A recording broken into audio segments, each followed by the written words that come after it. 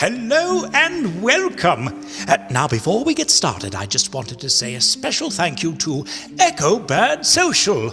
Echo Bird handles our social media and has expertly guided us through our fledgling online experience.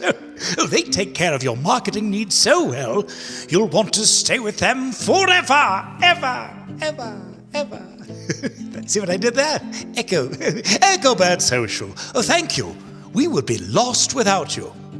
Now, my friends, I would like to thank you for attending our online reading of our work-in-progress musical. Your feedback is absolutely valued, and we encourage you to reach us at obpmusical@gmail.com or visit us on the web at obpmusical.com with your feedback.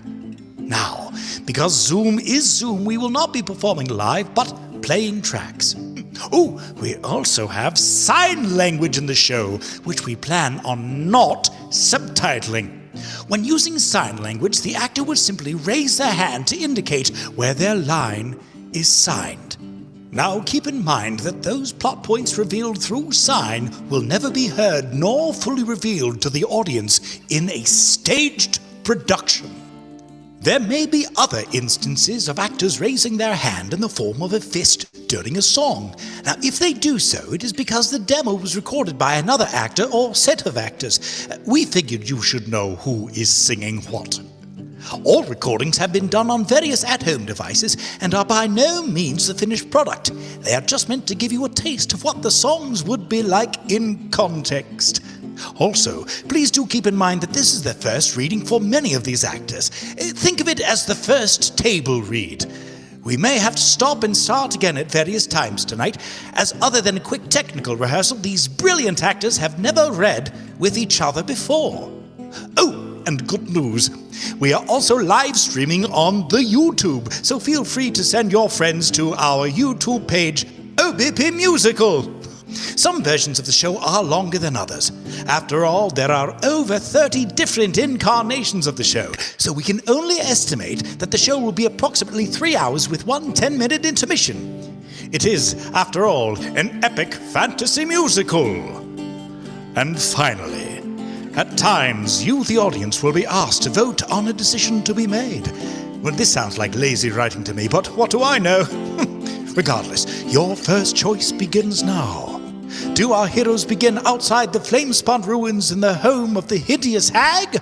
Or do they begin outside the glade of Paranor, the home of the beautiful druidic enchantress?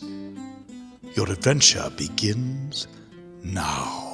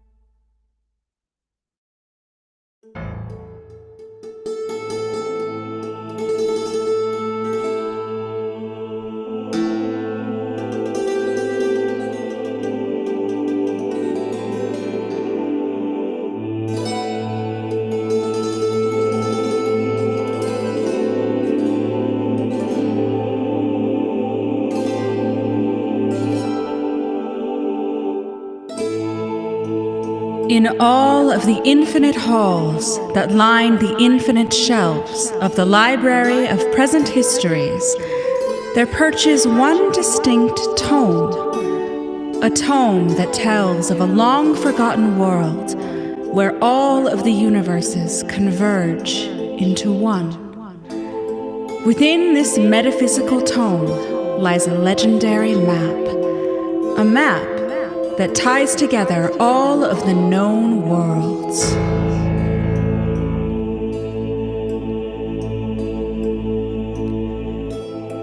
We begin outside the glade of Paranor, where Kytius Westwind, the hero of great renown, seeks what is to be his greatest challenge yet. He has returned to the glade of the Oracle, a beautiful druidic enchantress who, should he retrieve certain items at great peril to himself, was to give him the foretelling. A powerful magic that reveals the path most plausible to obtain any stated desire. And in his company, Colgar, Thundertree's son, a powerful yet earnest barbarian of the north. Scene 1, Glade of Paranor.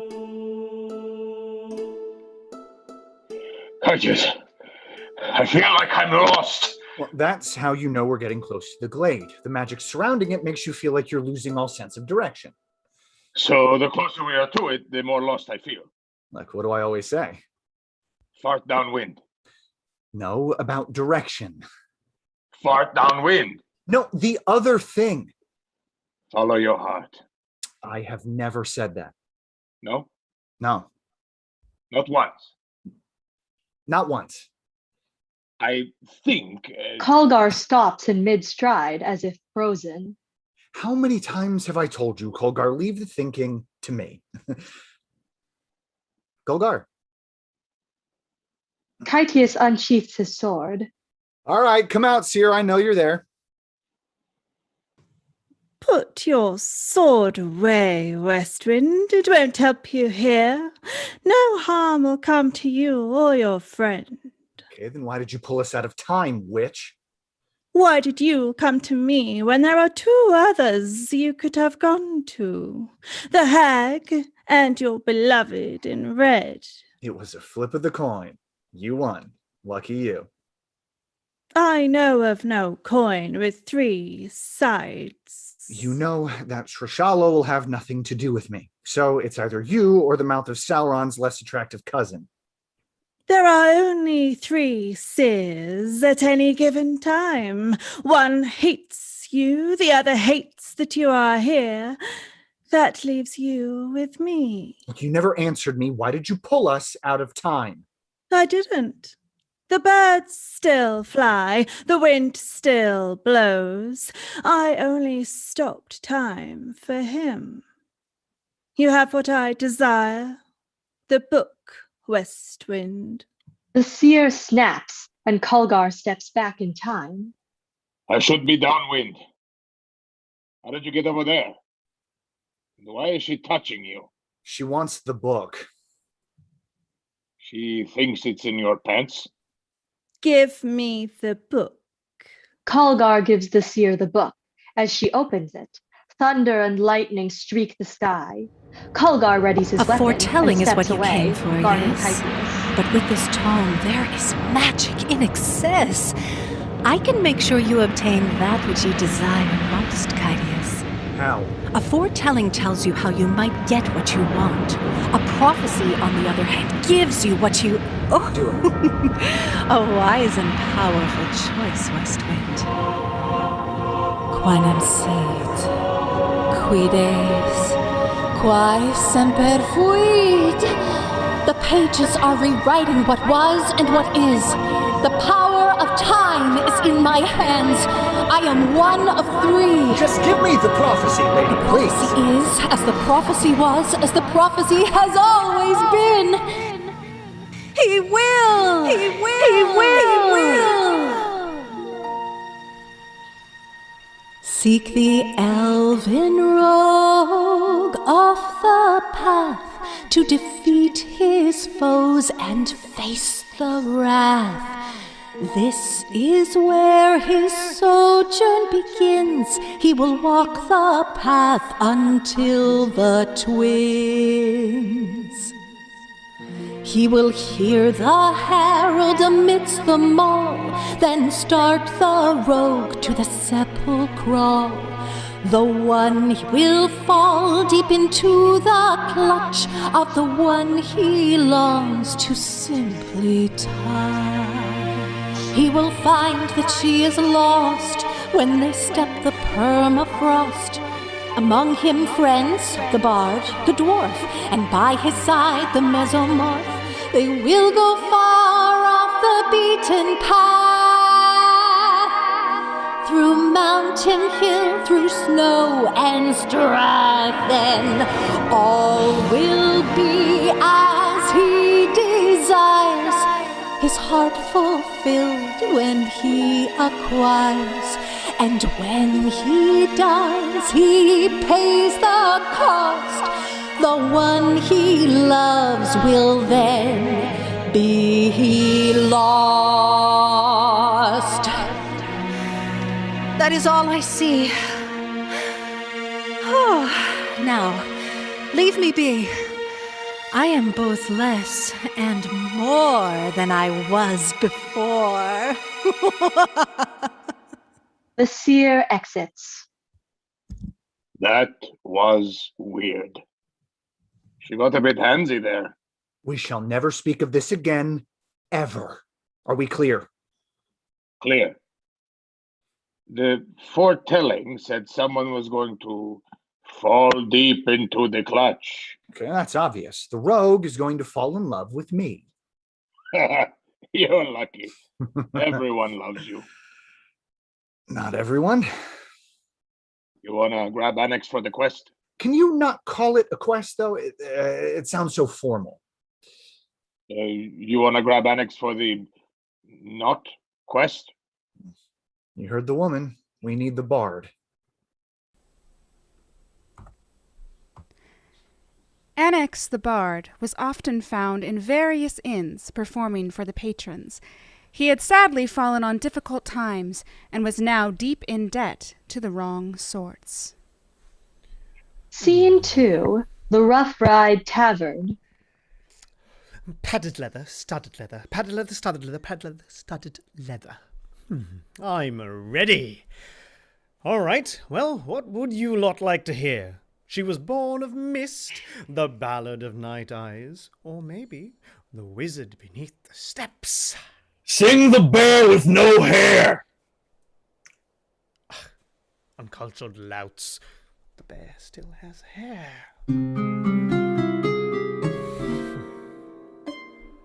There once was a bear, and his tail was grisly.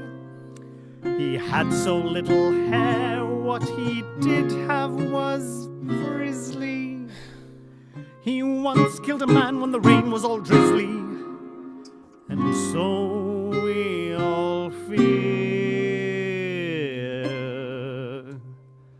The bear, the bear, the bear with no hair.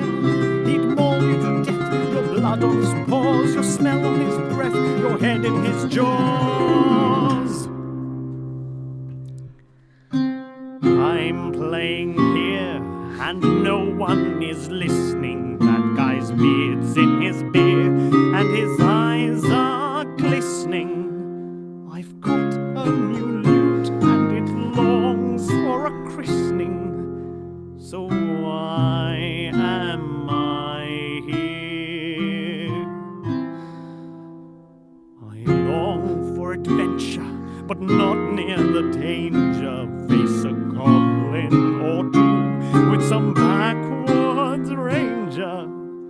Man stalking towards me is definitely a stranger. Is there a song you'd like to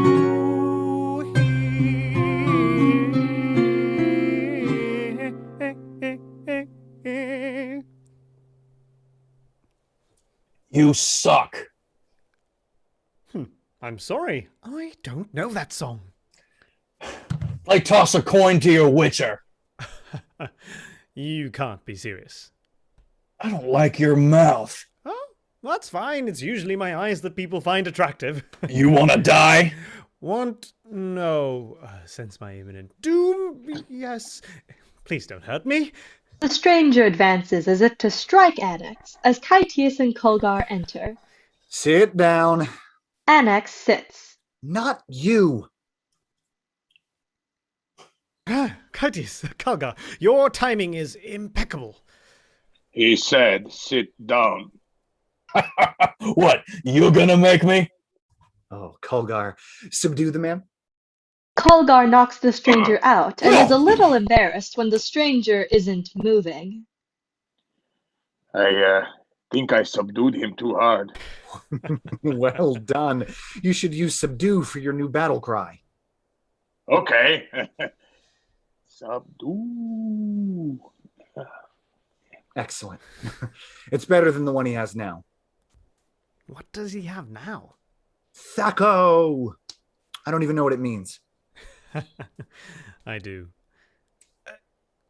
It's complicated. Look, we need a bard. Who doesn't? Us bards are jack of all trades. And masters of none. Oh, come on, don't look at me like that. Remember the time you wanted to be our spellcaster? How did that work out for you? Hey, I could have sworn Skywrite was going to be a useful spell. Yeah. You, as our spellcaster, didn't really click, did it? Look, are you in or not? What? I said, are you in or not? Let me grab my things. The stranger starts to rise. On second thought, let's just go. They exit through the house as Kytius tells Annex of the encounter with the seer. Annex, one of your specialties is riddles and wordplay. What are your thoughts? Well, the first part is easy. To seek the rogue, go off the path. Mm-hmm. We have to go to the inn called Off the Beaten Path. Very good, Kalgar. Now, any rogue worth his salt will know thieves can't. Thieves can't what? No, big guy. Thieves can't is a type of language that thieves speak silently between them. Like this.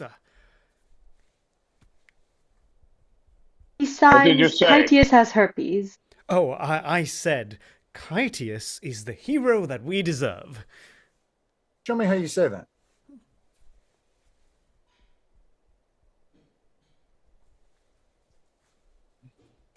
Hilarity is set up for later. Scene 3. Karsus Town Square. The companions made their way to the Karsus town square, where a herald stood upon a dais, gathering the townsfolk near. Hear ye, hear ye! He will hear the herald amidst them all. Stop it.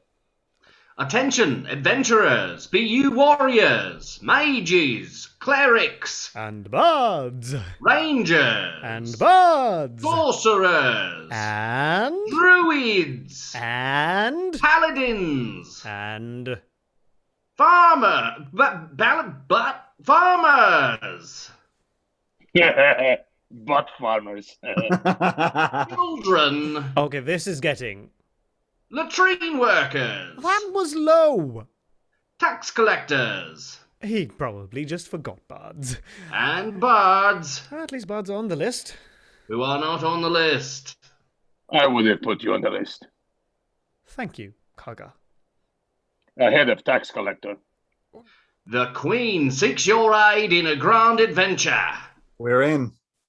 It will be perilous Oh, we're out. Kytius, you didn't say anything about peril. and lucrative, with treasure beyond imagining. Oh, we're back in. Oh, Harold. How do you know his name was Harold? No, that's not his name. That's his title. He's Harold. Okay. Excuse me, fine sir. What do they call you? Harold. No, not your title, but your name. I am Harold. The Herald. I stand corrected. What is it we need to do to be chosen for such a grand adventure? You need to stand before the Queen, list your accomplishments, and swear your sword to her. She will then choose only the best suited adventuring group. Well, look no further. I lead the best adventuring group for any quest. I'm sorry. You do not qualify. What? What? What? Law of the Pathfinder Pathfinder PHP 3.75 states any adventure party less than the number 4 is to be considered a trio and not a party. It is impossible to be a party with only 3 people. You've obviously never seen me party. All of those adventurers that do qualify must make themselves known to the Queen's Steward at the Keep on the apex of the midday sun. Good day to you all. Harold exits.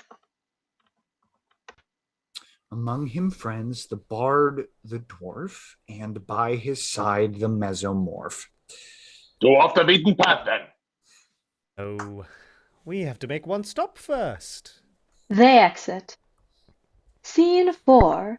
The Yawning Portal Inn. Eris sits alone at a table as a man approaches.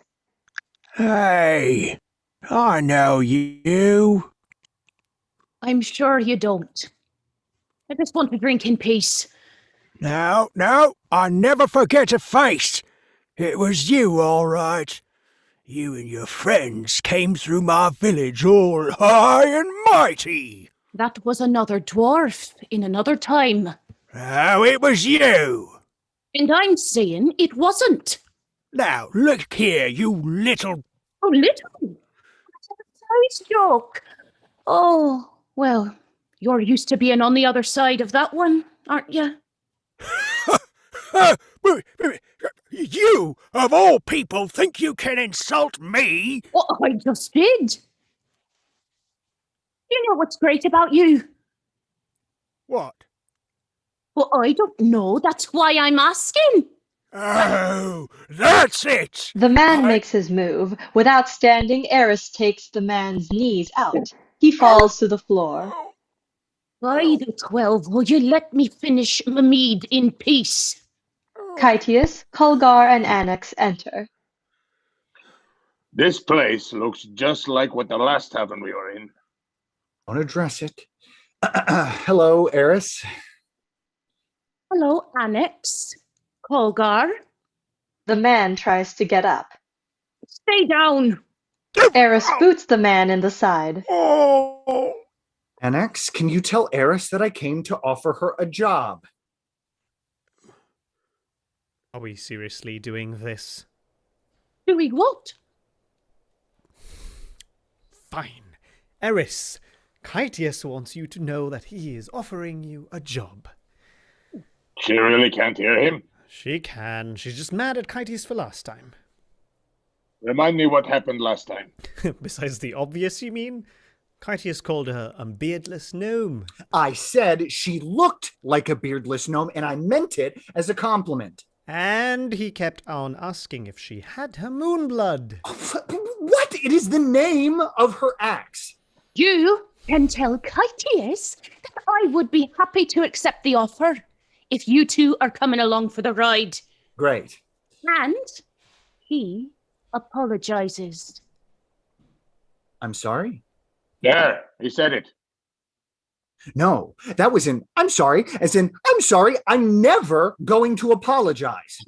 You just did it again. You apologized twice. No, I apologized nonce times, as in none apologies. Even I know that nonce isn't a word. Well, good for you. Now, if you don't mind, I'm going to not apologize again. Kytius, the foretelling says we need Eris. Oh, a foretelling, huh? Well, that means you do need me. And I'm not budging until you actually apologize. Besides, some humility will do you good. Kytius Westwind never apologizes. Then Eris Balderrock isn't coming on your wee foretold adventure. Kytius.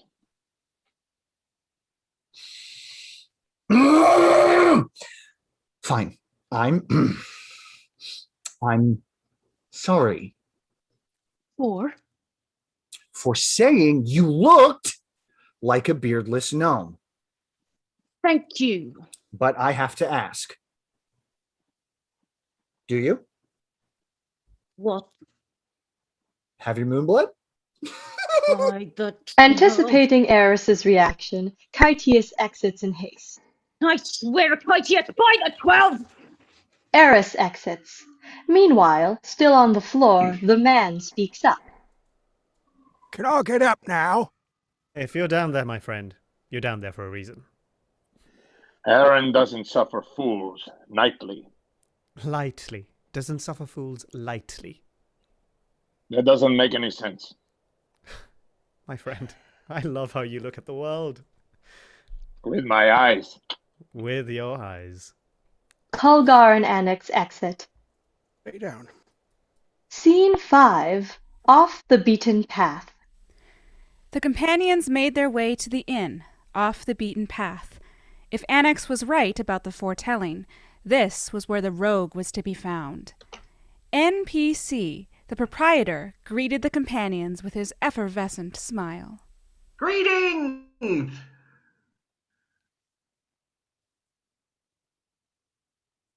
And his charming lisp.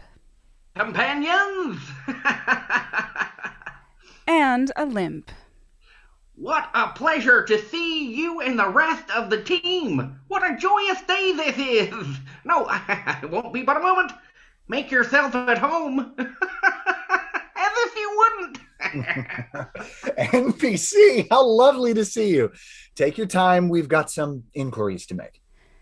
The companions made themselves at home, but Kolgar was all business. Soon he found himself struggling to talk to a pretty lady. Excuse me.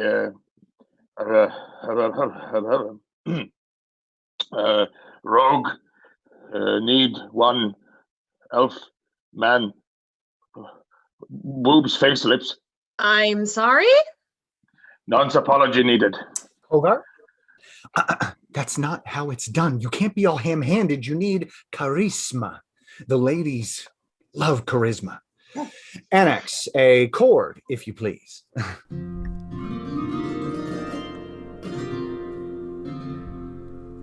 Ladies, allow me to introduce myself. I'm Kydius. I'm looking for an elf, a rogue if I am to be exact, not the kind I'd normally attract. A man of great ability to search for traps so silently. A seer said I might find him here, and by all accounts he may be queer. Not that there's anything wrong with that, there's many ways to skin a cat. He must be able to pick some locks, no thieves can't, and clean some clocks. Do you know a man such as this? Perhaps a name in exchange for a kiss. I'm Kydius, as I said before. You've heard of me, I'm pretty sure. There's just no recognition in your eyes, and so that's confusing to me personally.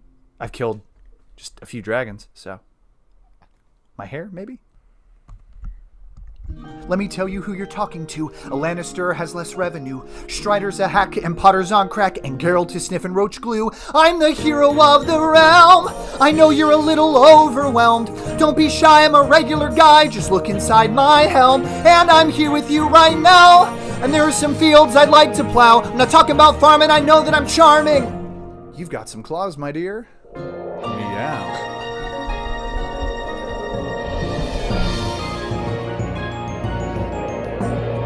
Hip hip hooray! Hip hip hooray! Let's hear it for Kydius, the hero of the realm. Hip hip hooray! Hip hip hooray! Let's hear it for Kydius, the hero of the realm. I'm an actual hero, my dear, you can tell by my adventuring gear. And let's face it, my stats make it quite clear. Annex stat call stat. Strength! I can lift a boulder. Dexterity. Leg behind my shoulder. Constitution. I drank a poison for love. Wisdom. I always have the right hunch. Intelligence. Smarter than I appear. Charisma. Oh, you tell me, my dear. Hip hip hooray! Hip hip hooray! Let's hear it for Kydius, the hero of the realm. Hip hip hooray! Hip hip hooray! Let's hear it for Kydius, the hero of the realm. I'm Kydius, and I'll say it again. I'm twice the man as all other men, and on a scale of 1 to 10. Sweetheart, I'm an 18. I'm the hero of the realm. I know you're a little overwhelmed. Don't be shy, I'm a regular guy and I look good without my helm. You don't even have a helm? Please just go with it. It's best for all involved. I am the hero of the realm. All the rest will certainly underwhelm. Take a seat, my dear. There's a lap right here, and I'm standing taller than an elf. Hip, hip, hooray! Let's hear it for Titus, the hero of the realm. Hip, hip, hooray! Not on your life. I'm sorry, what? You couldn't pay me enough. For the record, I have never once paid for the company of a lady. That's not exactly true. There was that time in Lannisport. Okay, you shut up. That was a dry spell. And that time in Styria. It was a very dry spell. But regardless, I have a new hairstyle now. It's a little shorter, and I think you and I could get along nicely. You are not my type. Oh, you're into ladies, huh? There's no shame in that. No, if you must know. No, I mustn't know. Don't thee ask, don't ye tell. Now, but I'm certainly glad you told me your business. And speaking of business, not that I don't enjoy pleasure. Oh, well, if you like pleasure, how about we play a little game, huh? It's called Critical Hit, where I manage to sever an artery and you bleed to death. All right, sorry to disappoint, Sugar Snaps, but I'm not here to flirt. I'm here for business purposes only. Playing games will have to wait. NPC, I'm in search of a man. That's your problem right there. An elven rogue, to be exact. I was told he might be here, and I need to offer him a lucrative position. I'm going to give him a load.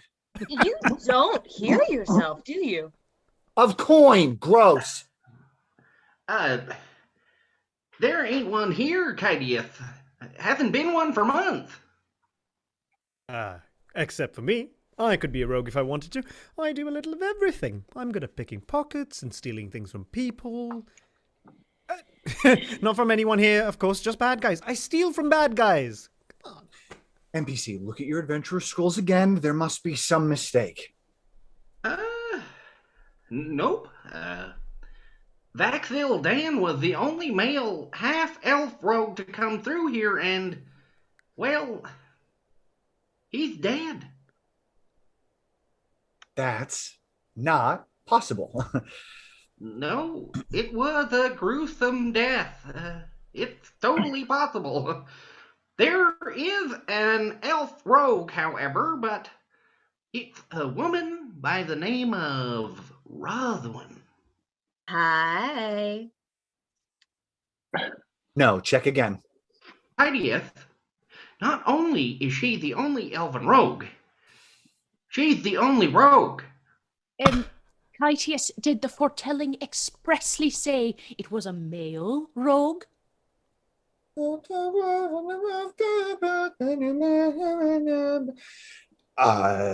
Not expressly, no. Tell me about this lucrative position, Kydius, hero of the realm, so I can turn you down. Will you excuse me for a moment, Sugar Snaps? He pulls the companions over to speak privately. No, I hate her. I don't think it matters if you like her or not, Kytius. What did the seer say exactly? In the prophecy, she said... Whoa, what? Prophecy? You mean the foretelling? Yes, that's what I said, the foretelling. Oh, good, because those are two very, very, very different things, Kytius. Yeah, no, I know. Yeah, the foretelling says, seek the rogue off the elven path, then start the rogue to the sepulchral, then goes on to say that he'll fall in love. So it doesn't say the rogue is a he, you just assumed that. Well, who is he then? Well, obviously not the rogue. Well, then who's gonna fall in love with me? It sounds like you already have. Now I think it's time you stop making assumptions, lad. About the prophecy? Foretelling. Foretelling? About everything.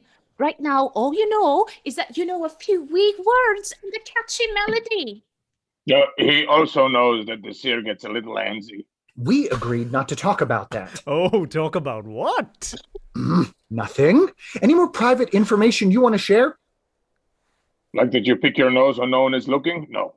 No, first of all, everybody does that, and you're a piece of work. You know that? Thank you. Not a compliment. So what do we do?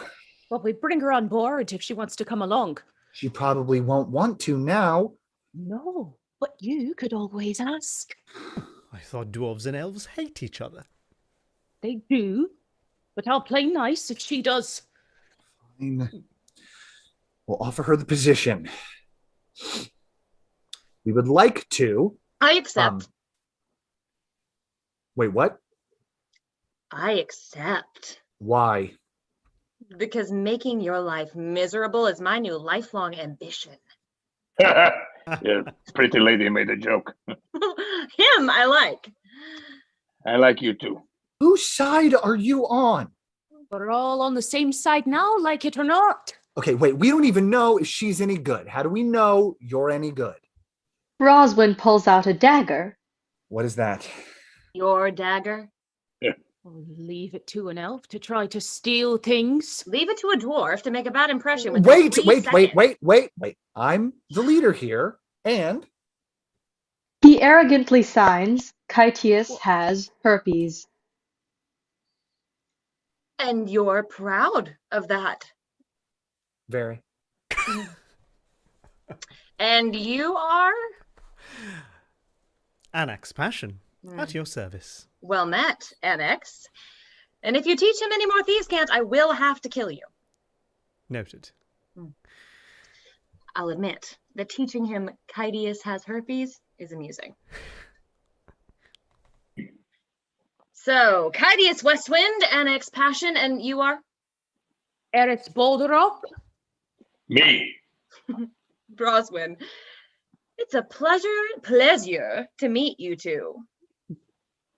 There are 4 of us. I know. The White Palace of Karsus was known for its fortifications and connected marble spires soaring high into the heavens.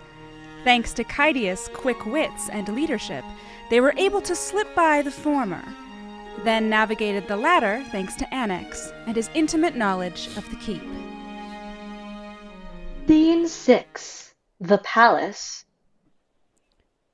If we get in to see the Queen, whatever you do, do not mention her sister. Why? Her sister Asira has been exiled upon pain of death, and anyone that even mentions her name can be jailed or worse, executed. The steward's quarters are this way. Oh, did you know that one of the anagrams for the word steward is "'twas red"? No, and I don't care. A steward enters. May I help you? Ah, just the person we were looking for. We are here to be seen by our beloved monarch for the grand adventure, but we seem to have gotten lost. And we're not mentioning her sister. If you are here to be seen for the quest, you must wait in the queue outside until the midday sun with all the other adventurers. We don't do queues. In line, then. We don't do lines. I'm sorry, but no one will be seen before the apex of the afternoon sun tomorrow. Good day. Look, hey. What's your name, Steward? Stuart. Stuart? The steward? Now that is funny because we just met a herald. You don't care. Okay, look, Stuart, my name is Kytius Westwind. My companions and I really need to see the Queen about the quest. Now, I promise to make it worth your while, and if you get fired over this, my friend Annex over there, wave hello, Annex, is the scion of none other than his radiance down on our colon. He will give you a nice, cushy position in his household where you will want for nothing. Now, how about that quest? Wait here. The steward exits. Scion of Dalinar Colin, huh? Sometimes you have to improvise. Wait. I thought we weren't supposed to call it a quest. No, not our quest, their quest. We are not supposed to call their quest a quest. No. Yeah. Oh, that's very clear. Okay, that's enough out of you. Their quest you can call a quest. Our quest we don't call a quest. But you just called our quest a quest when you said our quest. Wait. Isn't their quest our quest? The big guy has a point. Yes, no, I mean, their quest is our quest, but it's not the same quest. You know what? Everybody shut up. Shut up. How's that for a quest, huh? The next person to mention quest is going to get a sword upside their backside. No quest. Follow me about the quest. See, I got it handled. The curtains open to reveal the throne room. Her Majesty, Queen Noctis, Princess Lafrena, the nobles of Karsus. The house lights come up on the audience. I present to you the companions. You come before me prior to the allotted hour. Well, you were here first. We came after you. Aren't you charming? Thank you. Again, not a compliment. What makes you think you are worthy of an audience with me, let alone my quest? Mother, let's hear them out. What harm can it do? Your Majesty. We are a uniquely talented team of adventurers suited for any quest. I assure you, we are what you seek for this adventure. My team is made up of the following. Koga, Thunder Tree's son, barbarian of the north. Eris Balderrock, fighter of the Dwarven Kingdom. Anax Passion, a performer, lover and bard, a jack of all trades. And master of none. Why does everyone always have to say that? And last, but certainly not least, who might you be? Roswin. Rogue. Is that it? You don't want to... Okay. And I am Cadius Westwind. My name precedes me, I do believe. No. Have you no healer in your party? Well, you don't need a healer if you never bleed.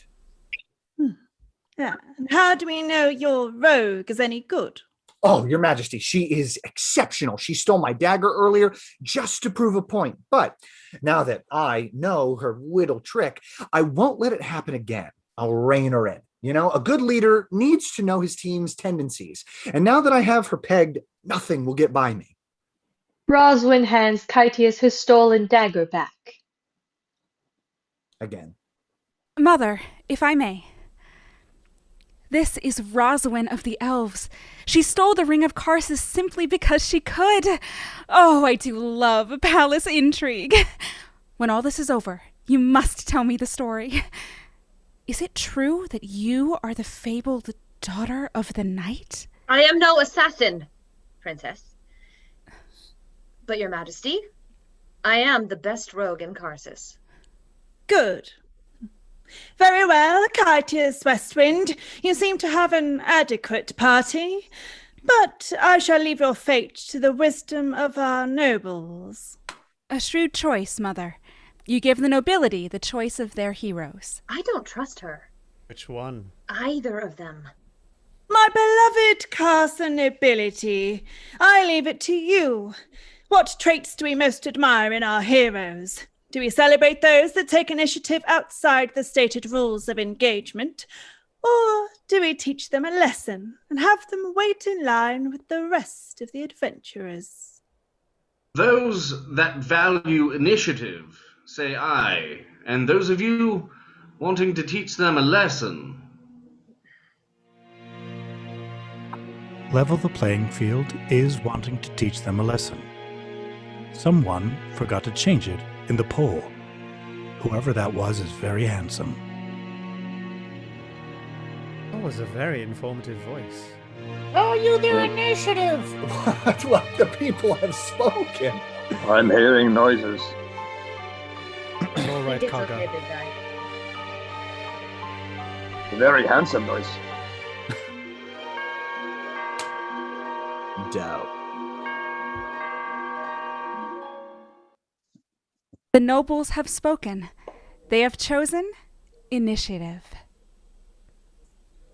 Very well, Kytius Westwind.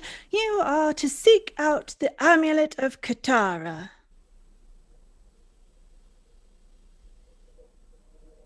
Sorry, I thought you just said the Amulet of Katara. She did. What's the Amulet of Katara?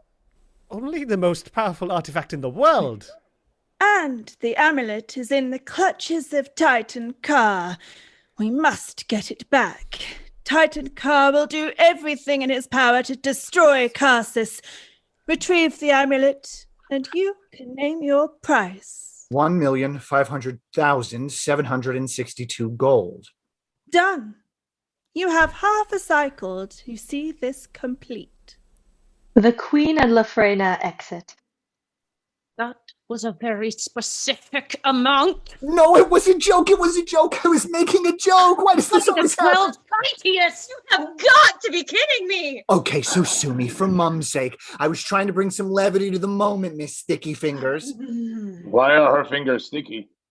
Companions, I would also have you know, but it cannot be confirmed, a new faction, calling themselves the Whispermen of Tomorrow, are rumored to want the amulet. Our informants cannot confirm anything about this new faction. However, if discovered, you are to report back with any and all intelligence. But looking at you five, that might be difficult. Good one, Stuart. But seriously? I'm always serious. I can tell. You're so fun. I bet you call your own name out during... Critius. Never mind. Look, Stuart, we only have half a cycle to do this. What if we fail? You will be executed. This should come as no shock. Surely with the reward you have demanded, you knew the consequences of failure were. You have 150 days. Godspeed. Scene 7. The Rough Ride Tavern backroom. Sio, Didice, Pecto. A vision of Titan Ka begins to take shape in the mirror. Greymark, report. Yes, my lord. She was in the city, but she's left with the half-elf, Kytius Westwind. I see. And, my lord, she travels with the barbarian and the dwarf. The barbarian and the dwarf. Gifts for us both, it should seem. And where are they headed? To find the amulet. Do you want us to intercept them before they discover the Orc Encampment? No. We will see how far they get. Watch them and report back. I will stay close to Tristan. In the meantime, I've received word that Miss Cherry-like requires your particular talents. Tell me, Greymark, this source of yours inside the palace, how reliable are they? Terribly. The steward steps forward from the shadows. Well done. Don't you dare harm... You are in no position to be giving the orders, Stuart. Now, tell me everything. The companions, at Kytius' direction, decided to travel cross-country. Time was now of the essence, and it was imperative to get to Titan Ka as fast as possible. But where was he? Annex, as is often the case, had an answer. Scene 8. The road. Titan Ka's camp is reportedly somewhere near the Spine of the World Mountains. We should at the very least head in that direction, find out what we can discover as we go. What do we know about this Titan Ka? Titan Ka is a powerful warlord that has his hands in everything, from gladiator and household thralls to assassination. Okay, keep your voice down. Colgar. Right. Sorry. The Ka's consider the number 13 as lucky, so he'll have 13 captains or 13 wives, of that kind of thing. Okay, noted. Anything else? Well, now that our path is set, I have good news and I have bad news. Which would you like first? I will take the bad news. Rumor has it that he is gathering an orc army to fight against the queen. We are going into the belly of the beast. And the good news? It feels good to be back together again. The companions made good time across windswept fields, ancient forests, and rugged canyons. For weeks they traveled north towards the spine of the world. Then, one night, after the companions made camp. Scene 9. The Dream 1. A flashback. Kytius stands alone in the middle of a deserted square as a young woman approaches. You know, I wouldn't travel alone at night if I were you. There may be some folks out here with bad intentions. Oh, I wouldn't worry. If they are as bad at skulking as you are, I'd have all the notice I need. For what? For this. Sorshala casts a hold person spell on Kytius. That is not fair. What's not? You threatening a woman all alone at night? Or the spell? You're lucky I didn't stop time. You can do that? Even over great distances, if I have to. That is tight. That is really cool. Look, lady, I just meant you might want to be careful. I'll take it under advisement. Thanks. Can you unmagic me? Not before you tell me why you're out here. The truth? There is someone I have been hired to take care of. You mean kill? Oh, no. I mean take care of. Look after. But I think she's just taking care of me. Why would anyone hire you to look after me? Because you're important to them. And I'm the best at what I do, so... You're supposed to be the best? Okay, no, I will admit, you got me here, but I got you. Sorshala all deep? Meet my companions. Kytius awoke with a start. Scene 10. The Camp. Kytius, are you all right? Yeah, I just I had a dream about... Sorshala? That's why you're doing this, aren't you? You got a foretelling to give you the chance to be with her. Does Eris know? I do. Why do you think I'm here? We've not been the same man since she's left, Kytius. And I think I can speak for everyone when I say that, well, we'd kind of like the old you back. Yeah, I'm trying. I'm really trying. It's just... Kytius, seeing Roswin, puts his guard back up. Yeah, we leave within the hour, so I want each of you to take a brief scout in every direction, and whoever takes the rear, cover our tracks as best as you can. I do not want anyone following us. They go off to their respective duties. Alex, how does magic work? That's a very good question, Kalgar. My magic needs some music of some sort to work. For instance, I could play the pipes to sow confusion amongst the enemies, or I could play the lute to soothe others into a magical sleep. Would you put me in a magical sleep? Oh, not without your explicit consent, my friend. Besides, everyone has a natural resistance to magic. It's called their save or saving throw. The more resistance, the higher their save. I think you might have a very high save. Can I tell you a secret? Of course. You won't tell anyone. My friend, I don't kiss and tell. We have to kiss? No. It's just a figure of speech. It just means that I won't tell anyone what isn't their business. It's usually used in a different context, but I think it's fitting here. Your secret is safe with me. I'm afraid of magic. You? Oh, forgive me, but I have a difficult time believing that you would be afraid of anything. I'm afraid of being a slave again. And I'm afraid of magic. I can help you with that fear, if you like. All right. Well, all magic is analogous. Oh, In that, it needs something to work. A power from your god, as in the case with clerics. Physical compounds like sulfur for a wizard's fireball. In my case, I need music. To help you not be afraid of magic, there's a simple spell I know. What's it called? It's called the Snap Your Fingers spell.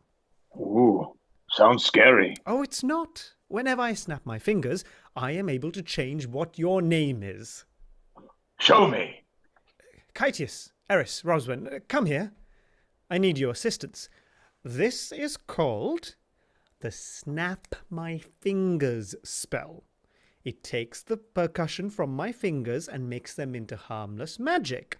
Magic which helps those who fear magic, which Kalgar does not, start to understand magic. Follow my lead. Every time I snap my fingers, Kalgar, your name will change. Nancy. Well, Nancy, how do you feel? That's amazing. Do it again. Again. Roderick, what's your name? Roderick. How did you do that? Blackdow, Drizzt, Perrin.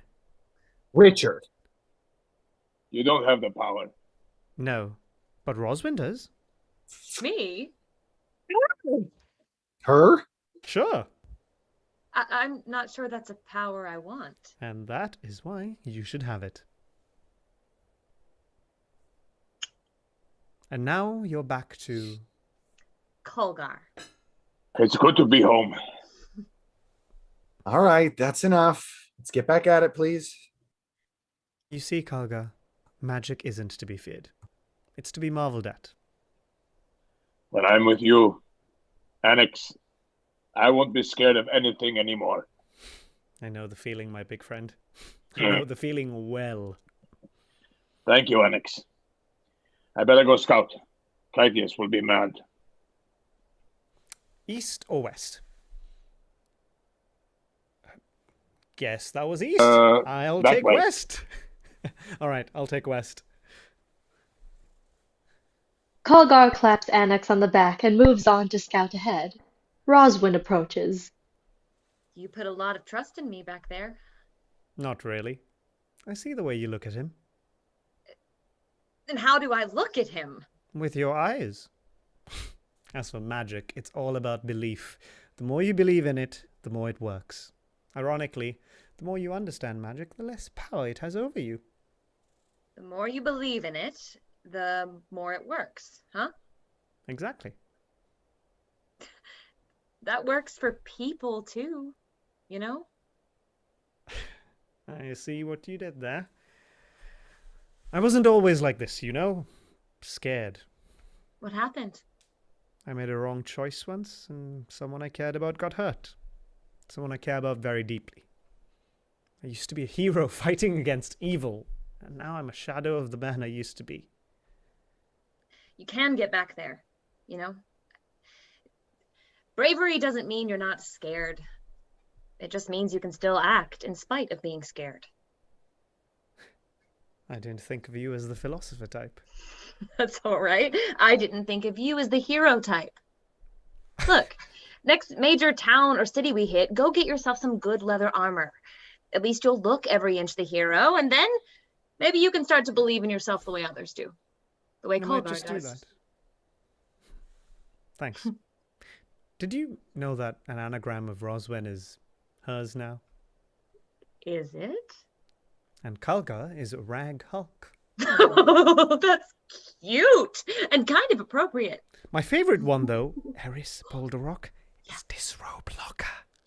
Oh, here she comes. Annex, you'd best get to scouting. Annex exits. You know, Elf, I know you're listening. You're listening in on all of our conversations, even when you're not part of them. Comes in handy in my line of work. You know what comes in handy in my line of work? Trust. I have to trust that those I travel and fight with are on the same side, and not on a side all to themselves. Now listen closely to what I am about to say, because I don't mince words. You don't seem like a word mincer. If there is a moment when it comes down to you or them, I won't hesitate to bury my axe in you. You are so much fun. I'm surprised you're not married. Oh, I was married once. Buried your axe in him too? No, but I buried my axe in the dozen men that did. A dozen? Aye, a dozen. One day me past came calling when I wasn't around. 12 men came and killed my husband as a sign to me and those I loved. By the 12. Aye, by the 12. I hunted down his killers and I taught them a lesson. 12 armed men against me. You went up against 12 men and lived? And won. Thank you for that fascinating look into your life. Face it, I'm growing on you. Aye, like a fungus. Scene 11. Outside the Orc Encampment. Kolgar made his way scouting east for a short distance when he stumbled upon something that grabbed his attention. Ah, a pretty flower. Maybe a pretty lady would like you. Mama used to say, a gem is given, but the flower is chosen. That's why it's called picking them. Sounds of drums can be heard nearby. What's that? As Kolgar looked through the trees, he saw what was sure to be a slave caravan, run by a small number of orcs. Slavers! Just then, he saw something glinting among the flowers, but before he could bend down to pick it up, he discovered a lone orc watching him. A spotlight hits a single audience member. Hey, little one. I don't mean you any harm. Just be quiet. Shh. The orc understood what Kolgar was saying, but only knew 2 words in the common tongue. Yes and no. Then Kolgar asked, Are you going to raise the alarm?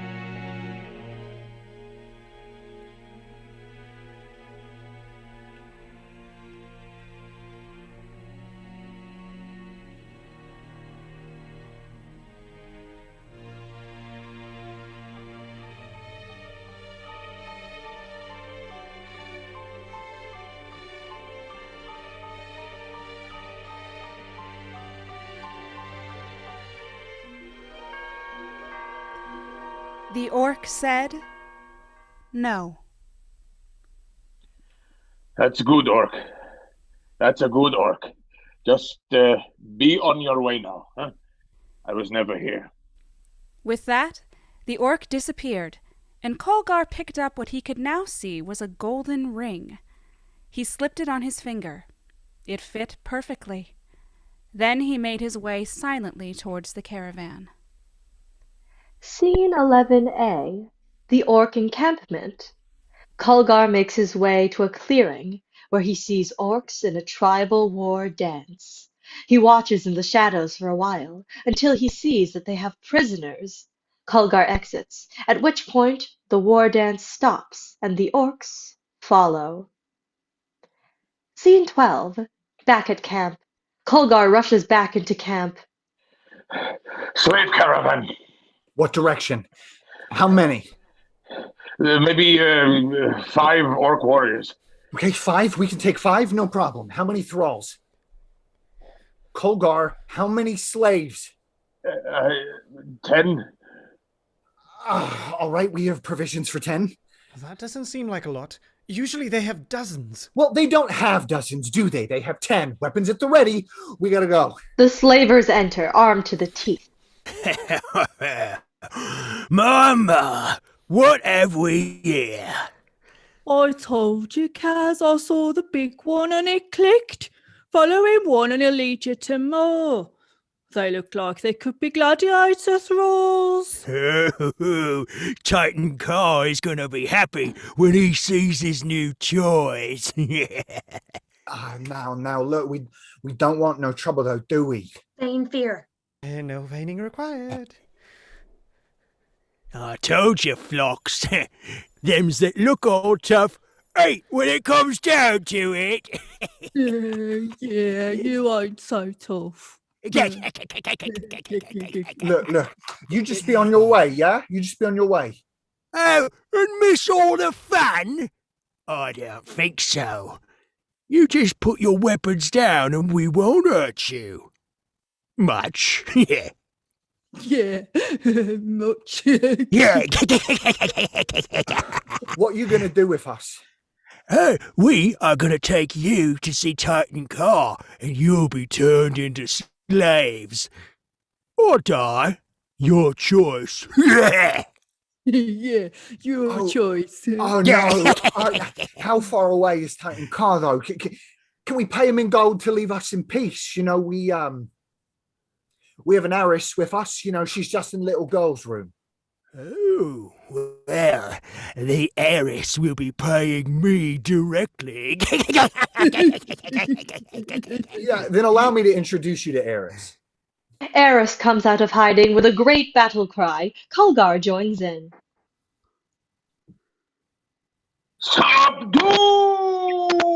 The battle ensues, leaving the slavers dead, or like Kaz running for their lives. Eris follows after him. All right, loot the... Seeing Roswin and Annex doing just that. Right. Ooh, 30 gold, 15 silvers, and 3 coppers. Ooh, a scroll of identify. And, some sort of vial. Looks like troll's blood? Or maybe poison. I'll take it. Wait just a second. What would you use poison for? To poison someone, most likely? Or did you want to have this poison for lunch? I didn't... It was... I'll take the poison, thank you. That's not how we do things around here. Poison people. Listen! If I can take one life and save thousands, I will. Or perhaps another use. What if you're suffering from a sword thrust deep in your guts? Huh? The pain would be excruciating with your death guaranteed. It would take days for you to die. You would be begging for me to end it. So I will take this vial, Kydius, and pray I don't have to use it on you. Well, that's a lovely thought. Kulgar, let's find those thralls, please. Kydius? Regarding the audience. I think they just found us. Kulgar, how many slaves do you see here? 10. No, there are dozens, for mum's sake, hundreds even. We don't have the provisions to look after this many. Leave him alone. No, we are on a time limit to obtain the most powerful artifact in the world. And now, thanks to this idiot, we have to look after hundreds of stupid slaves as well. They are slaves no longer. No, they're not, because you freed them, and now, by law, we have to take care of them. You forget. I used to be one of them, Kytius. You saved me, and I love you for that. But you know what? I don't care if there are 10 or 10 hundreds. I will always fight to free thralls, because I was once one of them. You are free now. I'm sorry that we don't have a lot of food. But you can have mine. All of it. And I'm sorry, I don't know how to count. I've never known. And I'm stupid. But now you know. And I wish you didn't find out like this. But you did. Kulgar exits. Nice one, Captain. Roswin exits.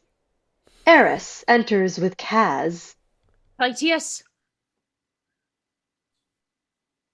Who sent you? He's gagged. Oh, right. Kytius takes off the gag. Where is Titan Ka? Tell us what we want to know, and we may let you live. I will tell you nothing. Oh, you will. Not. Will. Not. Will. Not. Not. Will. Oh! Oh, I gotta be honest. This is the first time that has ever worked. Hey, does it smell like Updog in here? You are an imbecile. Do you think that trick worked on me? No, but it wasn't meant to. It was meant to get your focus on me and off of Annex, who just cast a charm spell on you. I love you. Now ask him. Where is Titan Ka? Oh, my dear sweet love. He must have critically failed his save. Failed my what? Failed his what? Kytius. Kytius? Courteous Westwind? How do you know my name? I've heard it before. It is rumored that the Whispermen of tomorrow are looking for you. Who are the Whispermen of tomorrow? Oh, my love, they are a secret society run by the most powerful individuals in existence. This is amazing. Why don't you use this spell more often? It's unethical. It says the guy who tries to pick people's pockets. Can we get back to the matter at hand? Where can we find these Whispermen? You don't find them. They find you. Well, that's good because I'm lazy. Where can we find them? Oh, I thought you'd never ask. Go due north and you will find them both. There's only two of them? Kytius, let me ask the questions. He's liable to lie to you. Yeah, well, his lies are giving me truth. Kytius, we have limited time. She's right. Who are these two people? The spell is over. Kytius. We got what we needed. I'm not so sure. Now, what do we do with you? Free folk, hear me. You're doing what a real leader does. This thing is no longer a threat. Alone, he is weak, yet he enslaved you and your loved ones. Kytius, answer me. I am giving them the choice. We don't have the resources to care for him or any other prisoner, so they decide what happens to him. All those in favor of his life and release say aye. All those opposed say nay.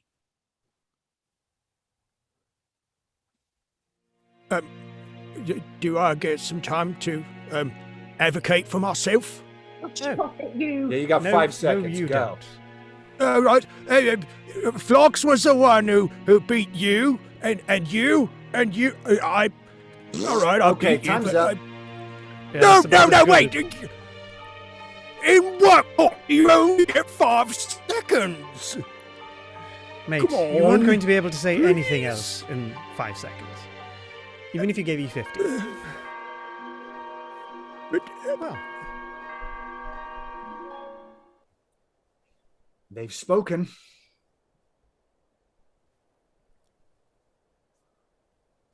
oh, crap. Well, Kytius exits with Kaz. A sickening thud is heard. Kytius re-enters. Oh, well, up, as- dog. Well, as unpalatable as that was, that is one problem down. But we have to face facts. With all these people, we will never find the amulet in time. well, what do you propose?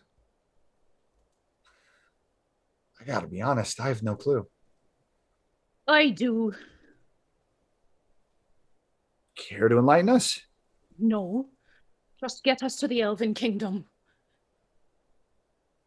Whoa. Not unless you tell me your plan.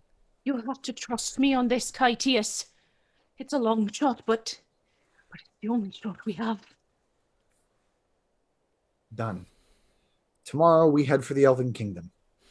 I'll go tell the others. Kytius exits. In the meantime, Roswin found Colgar sitting next to a small fire he had made, playing his penny whistle. Scene 13. A campfire. Did you come here to laugh at me? I came to check on you. Someone needs to put Kydius in his place. Eris put me in my place once. I called her Princess Balderrock. She took me down real fast. She took you down. By the 12. Do you know what it means? By the 12? No. Do you? I do. But that's not my story to tell. I didn't think anyone could fell the Thunder Trees, son. Eris did. And I don't mind saying so. I learned from that. She won't do it again. Not in the same way, anyway. I'm smart that way. Just dumb in others.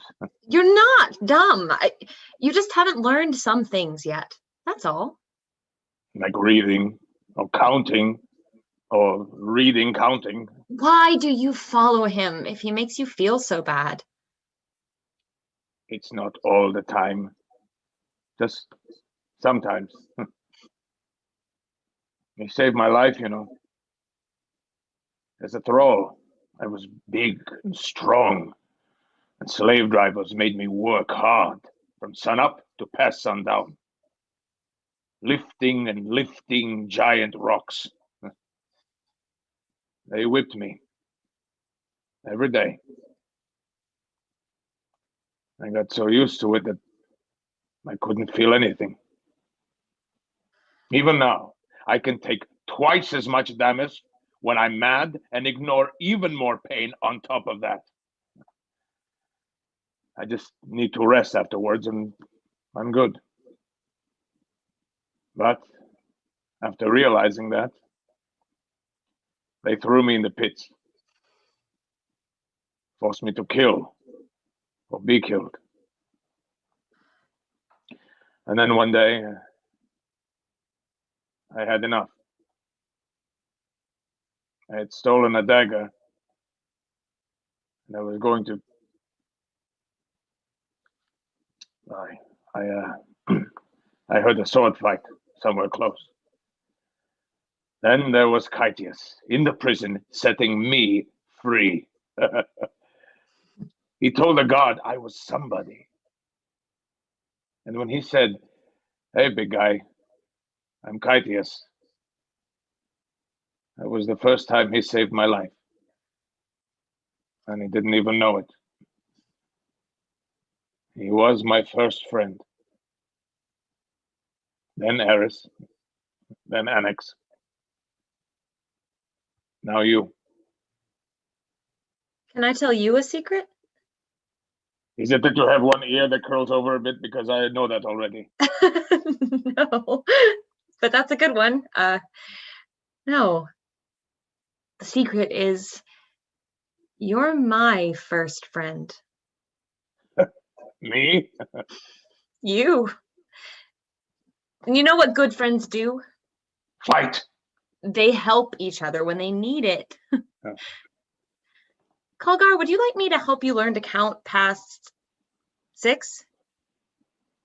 I don't know. It's all right if you don't want to, but if you would like to, I would like to be the one that helps you. No laughing. No laughing. Let's do it. Let's do it now. All right. Breathe deep. And 1, there you go. 2, See, it's easy. maybe for you. Keep going, you're almost there. 3, Yes. 4, Only a few more. 5, Mm-hmm. 6, And 9, no. Try again. 1. No. What comes after 6? I can't. I have seen you literally crush the skull of an orc barehanded. I was wearing gloves. It's a figure of speech. Try again. 6, several more. You know the word several, but don't know the next number? Don't make fun. I'm not. I'm pointing out that you are smarter than you think you are. Try again. I can't. You can, but I can't. You can too. I believe in you. Pretty lady believes in you. 6, 7. 7. 7! I did it! I said it! 7! 1, 2, 4. 3. 3, 4, 5, 6, 7. I can say it! I can do it! I can count past 6. After 6 is 7, and I learned something new. I couldn't have done it. Not without you. 1, 2, 3, 4, 5, 6, 7. I have no idea what comes after 7.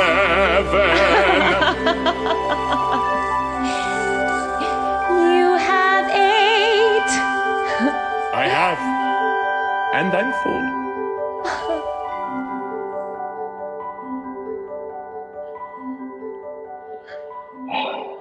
Thank you. Oh, I have something for you. It's a little wilty and fall aparty. I'm sorry. I meant to give it to you before. It's beautiful. What? It's beautiful. Men always want to give me gems and rings, but this is more special because you picked it for me. Caetius enters. Am I interrupting something? Yes. Oh, well, tomorrow we head to the Elven Kingdom. Whoa, why? Because I said so. Because it's the only option we have. Now, let's go see to those slaves. Free folk. Free folk. Let's go. Roswin watches them exit.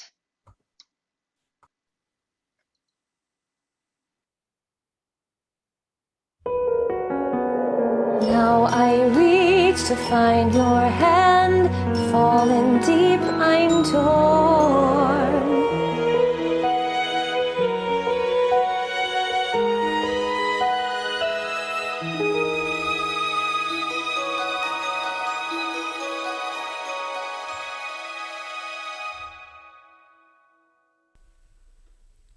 The companions then took care of the slaves, making sure to bind their wounds and tend to their sick. But all the while, hid deep in the shadows, there was someone observing, lurking just out of sight. Greymark is revealed to be watching from the shadows. The going was slow with the free folk in tow, but the companions made the best of it as they journeyed to the home of the elves. Although not far, it was a treacherous journey, crossing swift raging rivers and blustery mountain peaks, until finally the caravan made it to the border of the Elven Kingdom. Scene 14. The Elven Kingdom.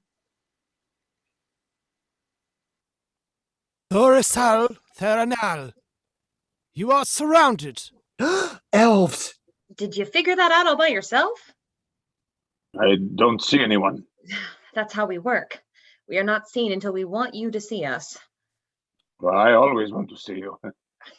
You elves go speak to them first. Oh, don't look at me. I'm not on the best terms with them either. Call it an occupational hazard. Oh, steal something, did ya? Ooh, insightful insight check. What if you just go and talk to them? Don't look at me. They don't exactly like half-breeds either. Well, being a half-breed means that you can only speak half of the language. I'll talk to them. You speak Elven? I do. Pulgar strides confidently to the elvish officer, who has come into view. He's going to get himself killed. He can take care of himself. I stand corrected. You are going to get him killed. Just watch. It is all part of the plan. You have a plan? Well, no, but I just kind of want to see what happens. Elohe, Hiwe, Enme, Oye, One, Anhe. Is he? Yep. And he can't. No. But he thinks. Yep. Ime and Ya, Ensfrey, Idne, Arye, Elpe. Your Elvish is unique. I can understand him, guys. It's coming naturally to me now. Tell your associates that we are agreeable to a parley. To partay. The rest of the companions join Kulgar to stand before the elvish officer. What brings you here in such eclectic company, Keldore? Kulgar is fine. You mistake us. Kulgar is of no royal lineage. He means me, Kytius. What? What? What? You know not your companions, Kytius Westwind? Apparently not. You travel in the company of Her Majesty, Princess Erelise Steadyrock of the Dwarven Kingdom, and... No way! She has abdicated any and all titles to the throne. Oh, shut up! Not a thing, Kytius! What brings you to our borders? Im invocathinid o asylum in mitad kingdoms. What's she saying? I invoke the law of asylum between our two kingdoms. He cannot, by law, turn her down. But since she has abdicated, she has little standing in the eyes of the elves. There is little time, honored heir. Titan Ka has an artifact. Artifact? The Amulet of Katara. By the gods! And what would you have of us? Escort these slaves to the gates of water depths. What you ask violates... I know what I ask of you. You need not remind me. I will personally return when this task is complete. Then charge me with what you will, but I give you my oath. I will return. Very well. Good. You're doing the right thing, honored heir. Denadris. My friends, you will be escorted to the gates of water depths by the elves who will take care of you. They are obligated by the treaties between our kingdoms to treat you with respect. I am forever in your debt. You could have told me. Used against the companions. So, I was right after all when I called her Princess Balderok. You were right, after all, Kulgar Thundertree's son. Call me big guy, if you want.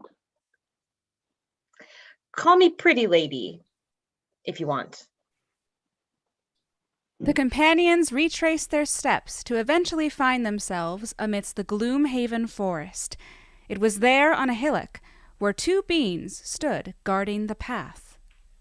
Scene 16, Gloomhaven. Two individuals appear moving and speaking in unison. One male, one female. Welcome, Kytius. We have been expecting you. That's not creepy at all. This isn't good, Kytius. When is it ever good? Are you the two whisper people tomorrow? No, they're not. Let them answer, Annex. No, Kytius. These two are them both.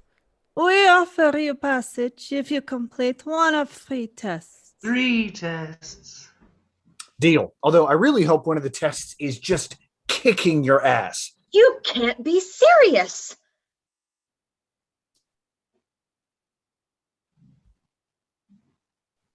There is a test of strength.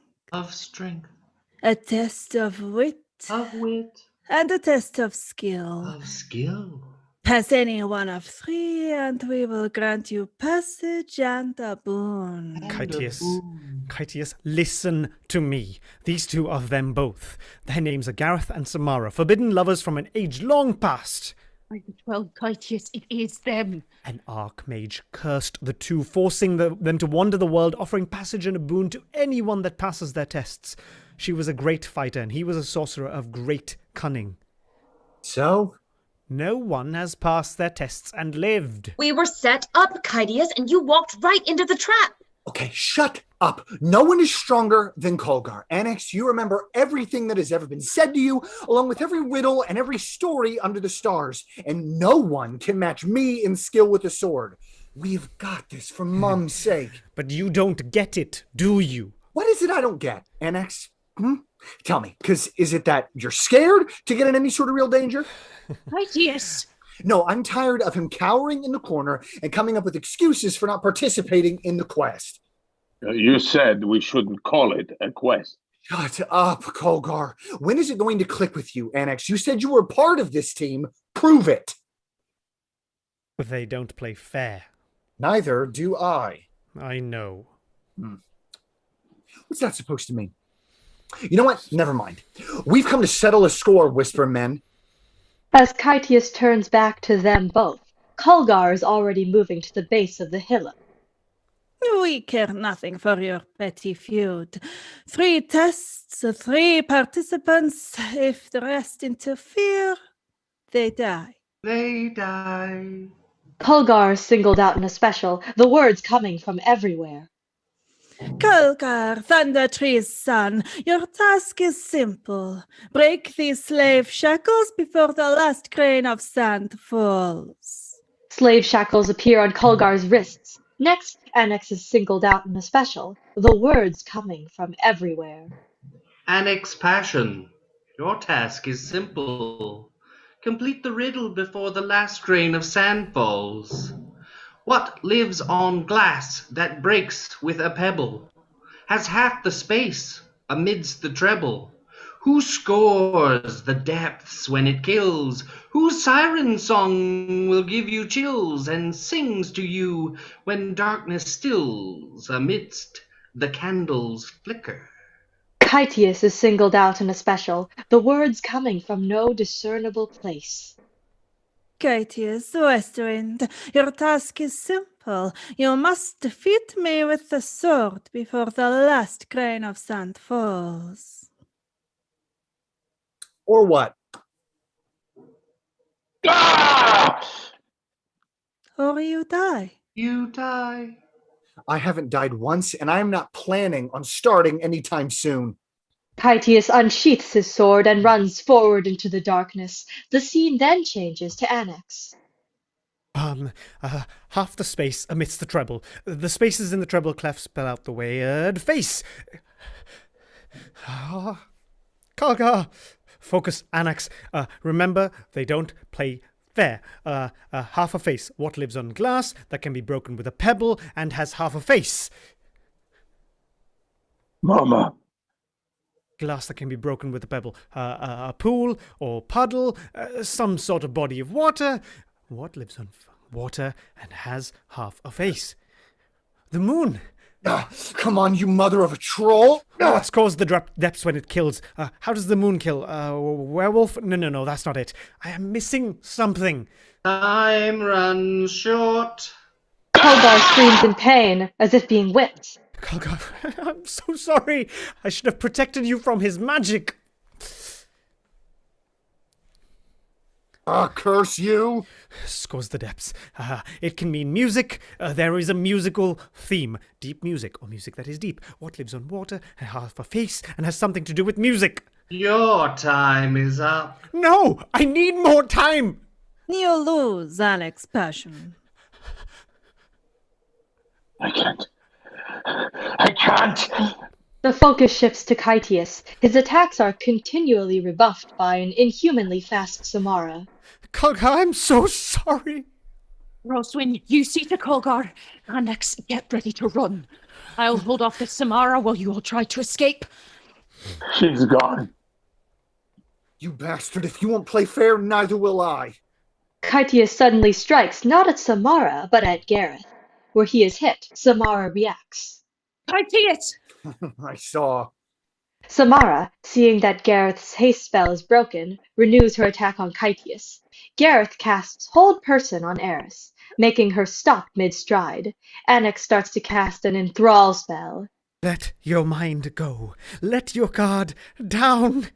Do you think a simple enthrall spell will work on me? Fool! I am Gareth! I am... Gareth stops, Roswin's 3 throwing daggers sprouting from his chest. And that's how you play critical hit. Samara struggles, clutching at her chest, exactly where Roswin's daggers struck Gareth. Kytius runs Samara through, breaking Gareth's spell. Gareth and Samara fall to the ground. Then both is defeated. Just as I planned it. Oh, give it a break for Mum's sake. We almost didn't make it out of this. Kytius. The corpses of them both start to rise to their feet. It can't be. You have defeated us. We grant you passage and one boon. One boon. This feels good. This moment right here. So, A, deal with it, Klepto. We came out of this unscathed. Relatively unscathed, and now our defeated foes are granting us a favor. You're pathetic. We won, didn't we? But at what cost? Our boon, Kytius Westwind. Grumpy because you lost, huh? I can't blame you. My boon is this. Titan Kaw's not far away. Find him. Let him try to get past your test. Done. Then both exit. That went better than expected. No! No, you don't get to be all chipper and shrug this off like nothing happened. What is your problem? You! You are my bloody problem for Mum's sake. Oh, listen to the mouth on her. You were lucky that I don't put a dagger in you. Annex told you way back at the Mum-forsaken Orc that you were being played, but you ignored him. Now, here, you commit a task that would have us killed? Jumping in, feet first, like without weighing the consequences, like none of us actually matter to you. Kolgar's fine. I mean, aren't you a big guy? No! He is not fine. Look at him. Then let's set up camp here for tonight. No, and no. Let's not. Okay, excuse me? I think I need a break, Kytius. Just for now. Roswin and Kolgar exit. I just... Annex exits. By the 12, Kytius, can you not see it? Or do you just choose not to see it? See what? Just how much your desire to be with her is making you blind. Oh, come on. Don't you start complaining, too. You're so short-sighted. Kolgar would move a mountain for you if you asked. Annex and I would have too before. But now look at you. You're so into yourself and what you need, we barely recognize you. You put the ones you love in harm's way to try to get to the one you love. Don't you see? Either way you slice it, you lose. We all lose. You may have won every other battle along the way, but in this quest, right here, you're losing what matters most. You're losing the ones you love. Eris starts to follow after Annex. Eris, come on, don't walk away from me. Am I walking away? Or are you just not moving forward anymore? Eris exits.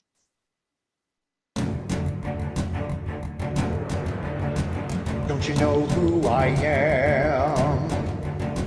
I'm the man with the plan. I am where it all began. Now look into my eyes. Tell me, what do you see? The drive to fulfill our destiny, and our names will reign from the circles of hell, from the astral plane to the sunless citadel. We made it this far, and it's all thanks to me. But I never said we would make it scot-free, 'cause it's always been a roll of the dice. It's a flip of the coin. It's a punch to the head. It's a kick to the groin. You'll be lost without me. It has been foretold. And the one that you need, like the heroes of old, we're close to the goal. It can be obtained, but you're all running scared at the slightest strain. But my name will be known, this I give you my oath. From the Gleeman's tale to the stories of old, we made it this far, and it's all thanks to me. But I never said we would make it scot-free, 'cause it's always been a roll of the dice. It's a flip of the coin. It's a punch to the head. It's a kick to the groin. Around every corner is a death-saving throw, but you keep on going with your team in tow. Doesn't matter the danger, doesn't matter the flow, 'cause the path less traveled is the way I go. Because I know it's a roll of the dice. It's a flip of the coin. It's a punch to the head. It's a kick to the groin.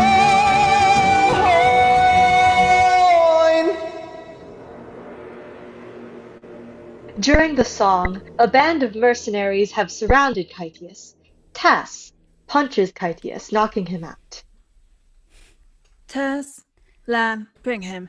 The others aren't far off. As you wish, Majesty. Asira exits as two of the mercenaries start to drag off Kytius.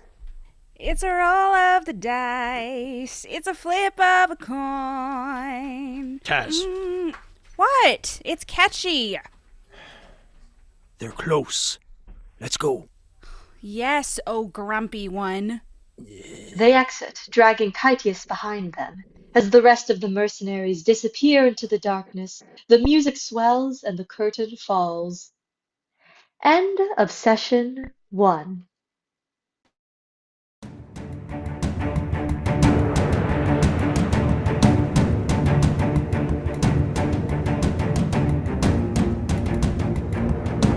Hello, my friends. My name is Tory Doctor, and I am the librettist behind Off the Beaten Path, Stories of Our Lyrist, and the lyricist behind the Fantasy Musical Commissions. This is your 10-minute intermission for you to grab a snack, ask questions, and I'll be glad to answer any questions that you might have. So feel free, actors, 10 minutes, and there's a Q&A at the bottom. You can certainly ask any questions that you might have, and I'd be glad to chat with them, or chat with you about them, about your questions. I did get a message saying that people would like our links, so I'm going to put the links in the chat. And the person that's reminded me to do that was me just now. Q&A, here we go. What subclasses are we looking at? That's a really great question. I leave that subclasses I leave up to the actors themselves. But a fighter, obviously, for Eris. Kulgar is a barbarian. Kytius is a ranger. And Roswin, of course, is a rogue. And Annex is a bard. But I'll let the actors themselves answer that question. I think you'll find out more if you watch Stories of Our Lyrist, which is the spin-off series of this show. You'll find out more about all of these characters, and then it will dial in exactly what subclasses they are. What was the hardest scene to write? What was the last one you wrote? Good question. Wow. Ian, I can't tell you that right now because there's more to come and I don't want to give anything away. The hardest scenes to write for me are the emotional ones. I know exactly how they're going to go. It's just writing them down is very difficult because all the emotions the characters are feeling, as the writer, I'm feeling them all at once. I'm feeling Roswin and I can't count past 6, and I'm feeling Kulgar and I can't count past 6. So those are really hard to write. They're easy. They go really quickly. What happens is I sit on a scene for a very long time. I percolate, and then I start to write. And I will get 3 pages in to a scene, and then I'll be caught on one word for like 3 or 4 hours.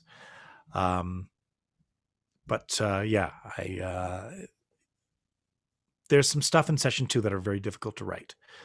Depending on how you choose, my answer will vary. Tori, I don't have a question, but it's Biscotti. Howdy, hi! I finally got the chance to watch a show. Definitely hooked now. Oh, Megan, thank you so much. I'm so happy that you were here. Also, like I said last night, we are still working on your piece and we'll be getting done by the end of the week. Nico keeps on saying that, and I'm going to hold him to it this week. Who's your favorite character to write and compose for? Jerry, that's a great question. In truth, I think all of the characters hold a very special place in my heart. The hardest character to write for is Annex, because Annex has so much exposition, but he has to do it in a fun and charming way. So I love writing for him because it's a challenge. But Kulgar is the easiest character I've ever written for. He's just so very sincere, and he takes everything at face value. And he's also the emotional center of the show, and of the companions. And I think one of the interesting things about our show is that while we celebrate tropes, we don't necessarily follow them. So in this instance, while Kulgar is your traditional barbarian in the sense that he's strong, he's big and strong, he's also the opposite of he's not brash. He's thoughtful, he is kind, he's considerate. So we celebrate, we honor the tropes, but we don't lean all the way into them. Are you ever totally surprised by the audience choices, loving all the shenaniganly? I'm always pleasantly surprised by the audience choices. Often it should be 50-50. And when it's not being 50-50 in terms of over a series of shows, I need to recalibrate because I don't want to sway the audience one way or another before while they're voting. I need it to be ambiguous enough to go, I'm not sure how this is going to play out, but this is what I want to see. Yeah, we've got a lot of shenaniganers. I love writing for all my characters. How many audience choices are there? There are it's a good question. There are 7 choices with dramatically different outcomes. Again, I can't give anything away, but we are trending towards a certain way, but it's a matter of a left turn or not in session 2. I'm loving this. I was watching the recording I have of Mythro Menagerie song. Oh, Steven, good to see you. And my friend's reactions. Is the singer in the show? No, Mandy is not in the show. Mandy did see. So we did a reading for a commission for Steven, and he sent us the reaction of his team for the Mythro Menagerie, and their reactions just filled my heart. It's amazing to see them go and mentioning the characters' names. It was amazing. So thank you, Stephen, for sharing that. We're also going to be giving you a new recording of it as soon as we get a new mic in for Mandy, our singer.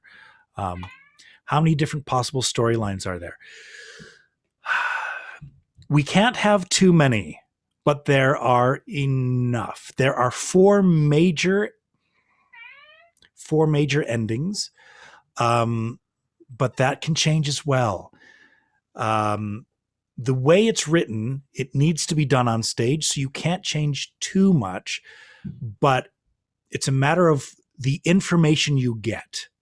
The information you get then dictates the direction of the show. So all the intentions are exactly the same. Somebody doesn't turn out to be evil in one version and not evil in the next. They're always the same character, but the choices that you make certainly determine the direction of the show. Of course, I'm new and I don't know exactly how it works, but have you had character ideas that you wanted to add but haven't and had the opportunity yet? If so, are there any you'd be able to share? So great thing about that is Stories of Our Lyris is the spin-off of each one, of each character. So we'll learn, for example, Stories of Our Lyris 3, Kulgar, The Making of a Hero. We learn part of Kulgar's backstory in that. So I get to tell more. There's also an episode called What If? And if we just changed small choices in the show in the beginning, it then snowballs into a completely different show into session 2. It's very interesting. And I think we'll be doing it again this July. We did it last year to great success. But yeah, watch Stories of Our Lyris, because Stories of Our Lyris, we've done 3 thus far. Stories of Our Lyris 1, Navigating the Gauntlet, 2, Annex and the Piper, and 2.5, Farnham's Package. Are you planning a second campaign after this? By the way, it's Geekaholic and my husband's still blasting.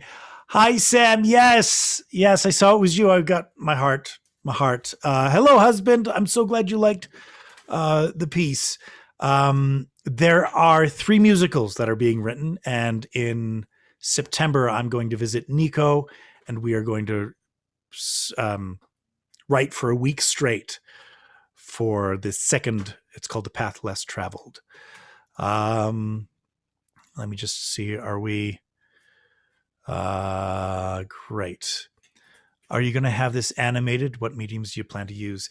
It was meant originally for a stage production, but this normally in Zoom productions, it's a horrible medium for theater, but it seems to work with this. So there are other opportunities out there. When the world gets back up on its feet, hopefully Off the Beaten Path will find its way. How are you feeling about the show tonight? I'm really tough on myself and I'm really tough on my actors, but I love them and I think they're doing a great job. Get the soundtrack. Amelia, very good question. We will be looking into a soundtrack for Spotify in the summer. So there you go. Culger reminds me a lot of Grog from Critical Role. Are you a fan? Here's the thing. Yes and no.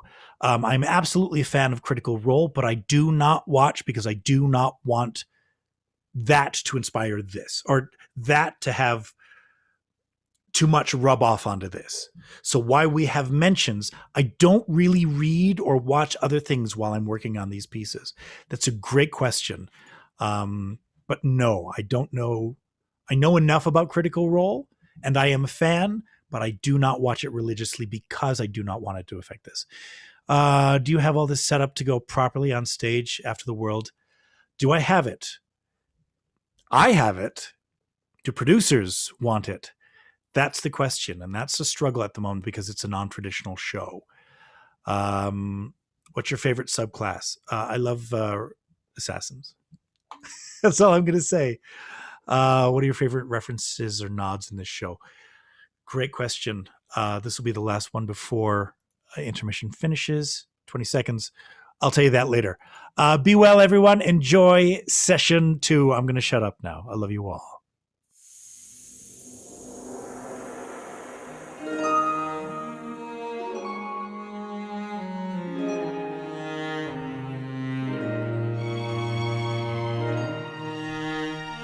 Last we left the companions, Kydius Westwind had been captured by a band of unknown mercenaries. He was detained in stasis for a fortnight, sleeping, constantly dreaming of her.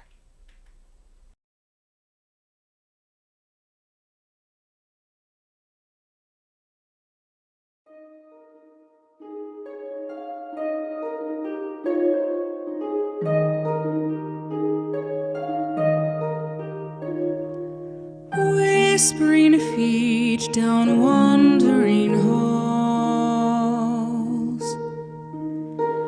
the lover glides as midnight falls. A glance behind, her breath is held. His heart and mind within her thrall. Sleep, says the lover's flame. Sleep, she said as she whispered his name. Sleep, and all your desires shall slake. Sleep, and I'll be gone when you awake.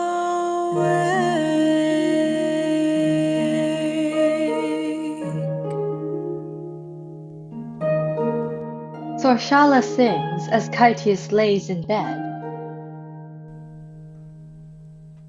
You know elves are immune to sleep spells, right? I sing because it relaxes me. Must you always sing? Must you always be playing with your sword? Well, that depends. Do you want to play with it for me? You are incorrigible. Stay this time. You know I can't. Can't or won't? Why can't we be together? Because I've seen the future. It's impossible. It is with that attitude. Look, you're a powerful seer. Can't you rewrite the histories or whatever and make it easier for us to be together? Kydius, it's not that easy. There have only ever been 2. No, 3.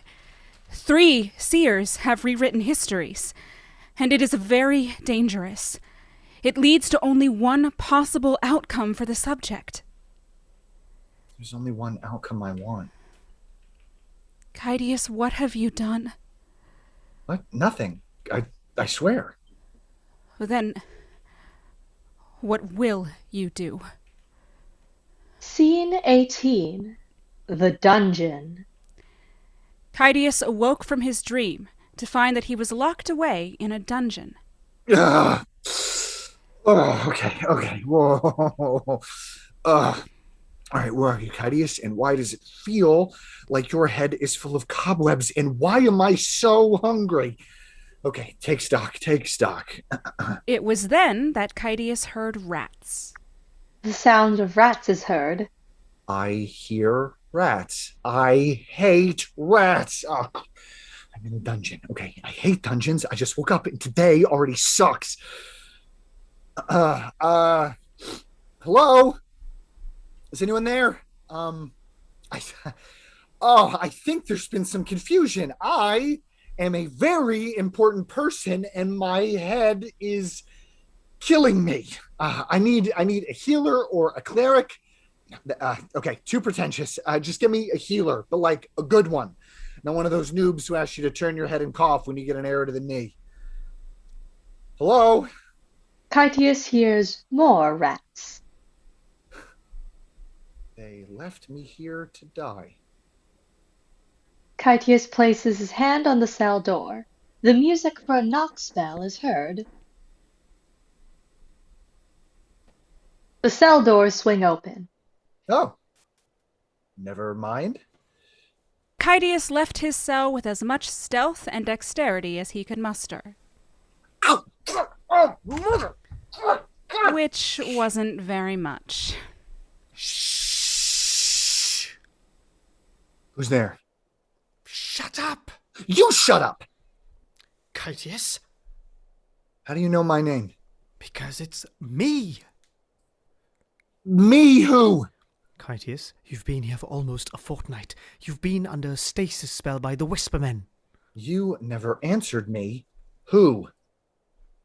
Annex! How do I know it's you, Annex?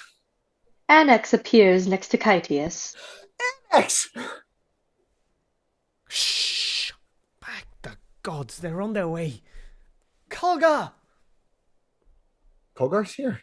We are all here. You once told us never to split the party. This is us not splitting the party. Where are the others? Well, we kind of split the party. Kolgar! That's not my name. Wait, did you say I was here for a fortnight? Yes. The Whispermen enter. Kolgar! That's not my name. Then what's your name? Cake. The Whispermen enter using non-lethal damage. What? Piece of cake. Look, Annex, I am really sorry that I acted so selfishly. Kytius, now is not the time to... No, I mean it. You guys have my back, and you show me what friendship is all about. Grace, compassion, sacrifice. That's beautiful, but... Kytius finishes off the last of the Whispermen. But I had it handled. There's the Kytius I know. And love? Do I, though? Wait. Are you crying? No, I just broke a sweat. Out of your eye. Hey, Kytius. Why are you crying? He's sweating.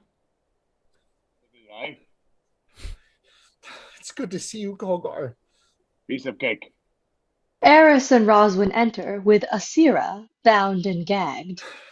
Did you snap your fingers and say something would be I did.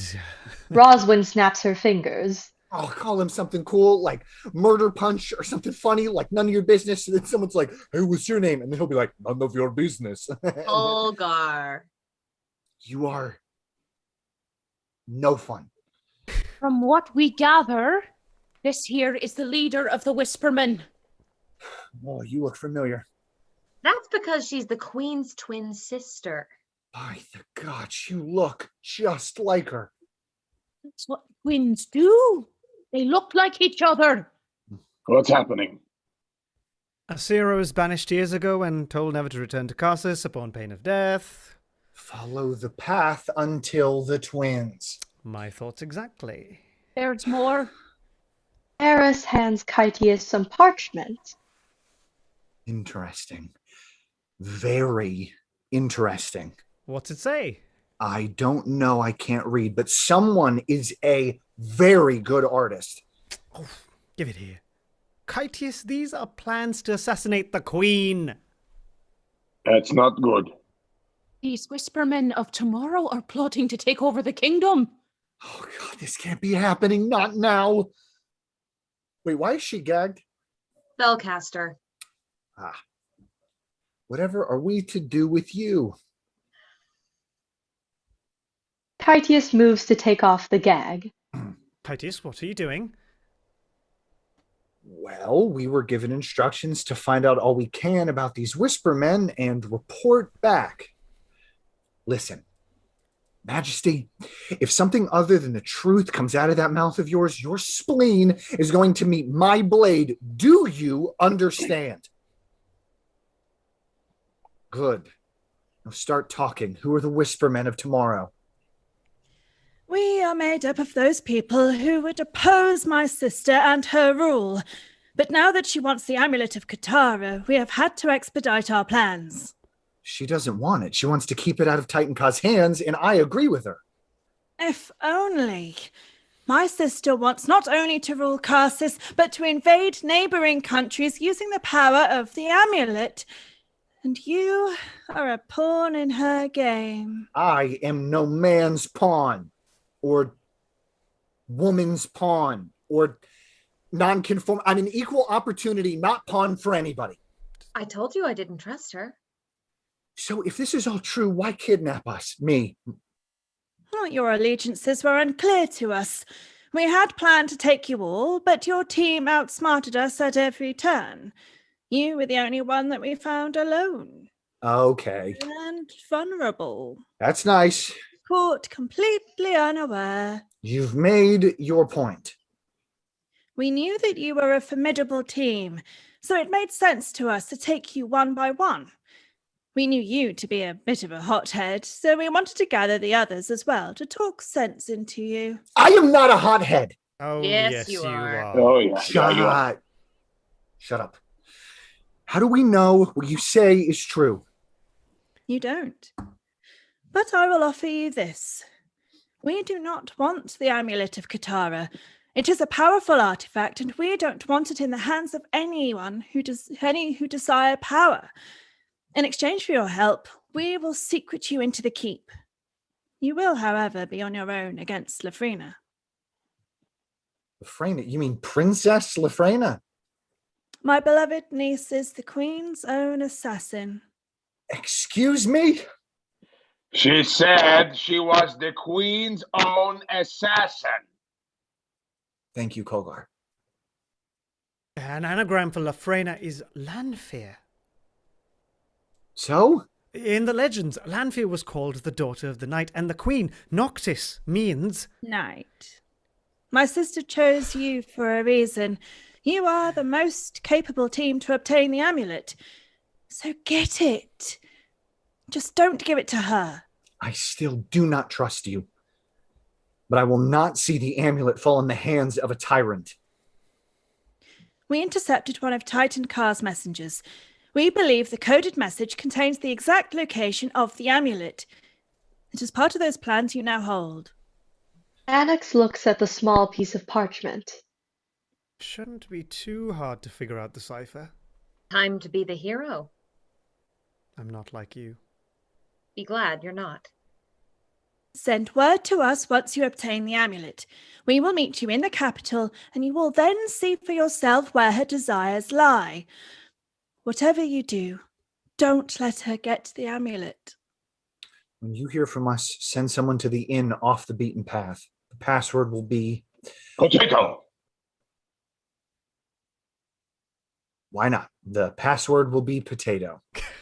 Yes. The choice was made.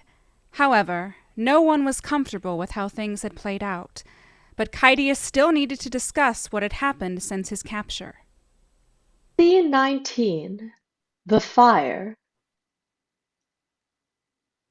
I want to thank you all for getting me out of there. We are a team, no matter how much one of us is a prick. Big prick. What, you've been stealing looks? Oh, out of all the things I would steal, looks at you isn't one of them. Besides, She glances at Kulgar. I've already seen the crown jewels. Oh, whoa, when were you going to tell me? Don't kiss and tell. You hear that, lad? Colgard could teach you a thing or two. He taught me a thing or two. I don't want to hear this. Look, there's a caravan ahead of us. We can catch up with it first thing in the morning, or we can travel at our own pace. Being the leader that I am, I'm leaving it up to you. What do we do? The choice is yours. What would you have the companions do? Travel at their own pace, or join the caravan? I mean, if we stay at our own pace, maybe we'll get some time to actually bond. Yeah, Get and distracted by the caravan. Don't like other people, so less people is good for me. We could That's hear my about vote. some rumors of danger on the road. Get prepared. Well, we could run into... I have an axe. It's okay. We'll be dangerous. He does have an axe. That He's is good true. with it, No matter too. what we run into, we're safe. Oh, you. They could have a commodity I'd be interested in. What? Women. Oh, come on. Very predictable.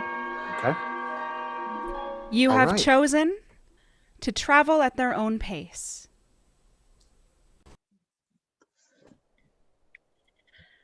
Good choice.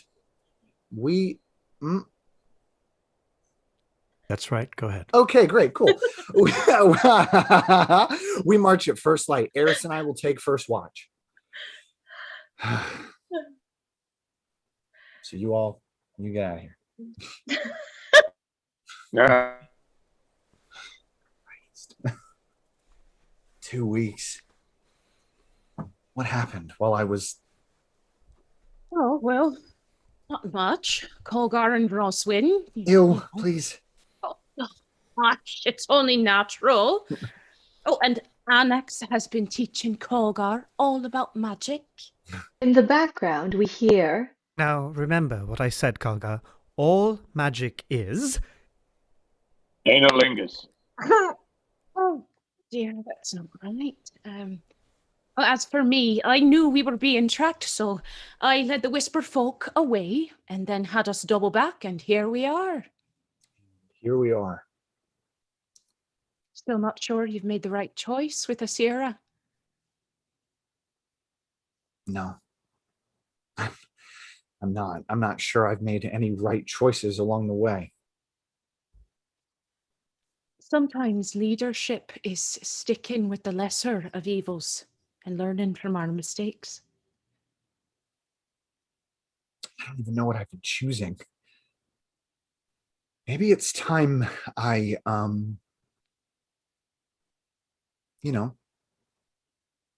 start moving forward. You know, sometimes I see a glimpse of the man you were before, and it makes it all worth it.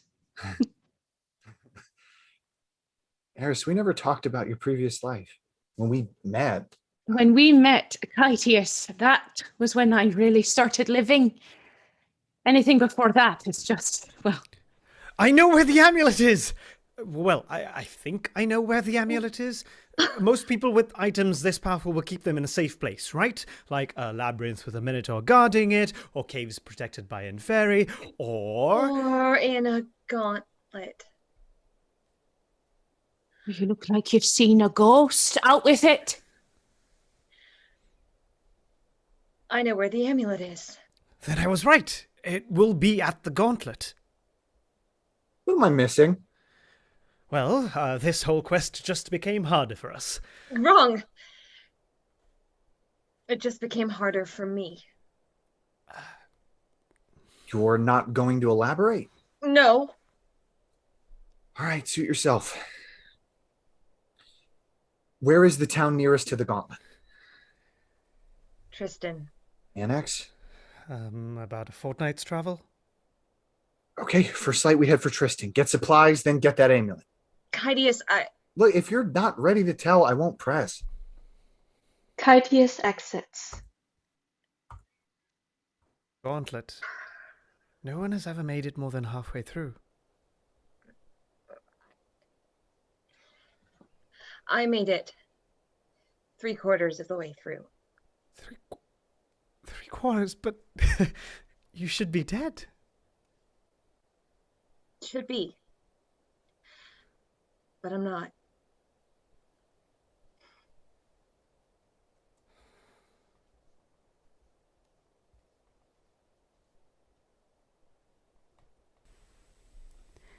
The next morning, No, the companions... sorry. Page 92, scene 20.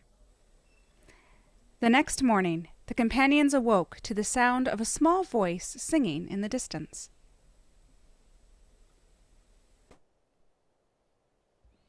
Eris, go see who that is. Oh, you don't have to. I know who that is. And wizarding wands, a better place for arms than a woman in ponds. From cure light wounds to a cow that respawns. With pale fire holdings and wizarding wands. You. Me. I'm sorry, what's going on here? Kytius, this is Bundles. Bundles, Kytius, Kalgar, Eris, and Roswin. Pleasure. Bundles is an old... acquaintance. Friend. I see. It's not safe to travel alone on these roads, Bundles. Why don't you try to catch up to that caravan? Trying to pawn me off already. Well, Kytius, is it? Because quite frankly, evil can hide itself in plain sight, and the Queen's Road is safe enough. Bundles has the gift of foresight. Like a seer? No, not so powerful. The three seers, they have the power of time, manipulating it, seeing it. My power, as Annex calls it, is more like a hunch, a foreshadow. If I go left, the path is bright. If I go right, the sun is shaded, oppressive. That's easy. Then you go left. Easy. Oh, dearie dear. Well, dwarf, imagine this. You make the easy choice. You go left, and you meet the most incredible individual. You fall madly in love with them, and before you have the opportunity to tell them that you love them, they die a horrible death while you watch. Meanwhile, had you gone right, you would have simply fallen off a horse and broken your leg. Now I ask you, which is the better path? Love. You Always would say that. love. You would say that. The one exception is evil. I can tell where it lurks. I can also see it in the hearts of those I encounter. Looking at Roswin. And I can see all those that have been touched by its blight. The fates have led me here, and amongst you I am safe. With that caravan, I am not, so I ask to join you as far as I am welcome, if you will have me. This is Anax's call. Bundle stays. I owe him a great debt. One, I suspect, that will never fully be paid. All right, Bundles travels with us. Thank you. Anax, hold back for a moment. We need to talk. I thought you might. How much do you owe Bundles? More than gold, Kytius. I owe him a life. And with that, Annex caught up to the rest. The road to Tristan was easy for a change. No orcs crossed their path, no elves stood in their way, and yet a dark cloud followed the companions and their sixth. Who was this that came into their midst? Bundles was affable enough, warm and endearing, and yet they sensed great pain. It was Kolgar that came to the rescue. Scene 20B. Story time. Alex, can I hear one of your stories? The one about the piper. Annex glances at Bundles. Or, do the goodbye story. I don't feel much like telling stories tonight, Kalgar. I do. What? What? On the condition I get to hear the elf's story. My story? Aye, your story. Deal. Huh. I'll even go first. Okay. I stole the ring of Karsus by accident. What? It's true. It's true. When my teacher was... Wait, you had a stealing teacher? Yeah, I did. And my last and final task was to steal the seat of power. Okay, so he said this as he's fiddling with his ring, and I knew instantly what he meant. At least I thought I did. So I snuck by the guards, removed all the traps, and bypassed the magical alarm. When I returned, I tossed it nonchalantly to him, the ring he'd been fiddling with. And then he said, "What's this?" I replied, "The seat of power." You stole the ring of Karsus, the signet ring of the royal family? Mm-hmm. Oh, but you were asked to steal the painting, the seat of power. That would have been infinitely easier. Damn this prickling itch. Hand me some ointment. This ring is not solid silver, as a steward had suggested. Why did you steal the ring and not the painting? I simply stated, because I could. That is exactly what Princess Lafrena said. It all makes sense. Eris? Even I'm interested in hearing this. You're going to laugh. When I was a wee lass, my father employed the services of a gleeman. Well, I was captivated by his blue eyes and his moustache. His patchwork cloak was pretty wonderful too, but it was his stories about adventure that I loved the most. His songs hit me the deepest. Music speaks to dwarves differently. We don't sing casually, we sing with purpose. All dwarves, except for young Erelise. After seeing the Gleeman, I was to become a Gleeman. I even wrote a song. You? Me, I. One day, me da caught me singing my Gleeman song. I stopped when I saw his face. He was disappointed. Well, that day he banned the Gleeman from ever returning, and well, I've not sung since. Thought you said we were gonna laugh. Well, you will when you hear the lyrics of my song. Oh, this is too good. All right. It's really bad. No, you got Hey, to. Come on. You get can't on just- with you can't it. just tease us. We've come this far.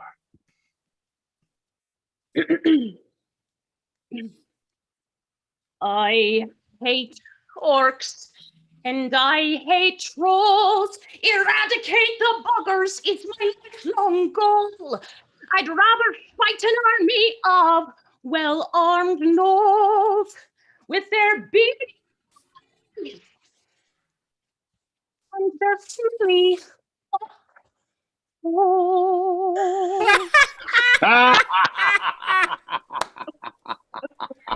I've not told that story before, not even to my Bundles! Why don't you share? My story is short, but not sweet. I once went left instead of right, and I have regretted that choice ever since. Well, that got rosy. Okay, we rest here. Bundles, you're on watch with me. The rest of you sleep. We should reach Tristan soon. The companions make their camp as Bundles sits next to Caetius. You wanted to talk. Your foresight told you that. No, you did. You're very easy to read, Westwind. You want to know about my history with Annex.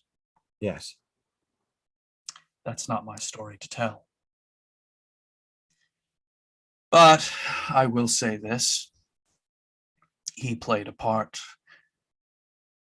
and I paid a price. My struggle, in truth, is more about me than it is about him.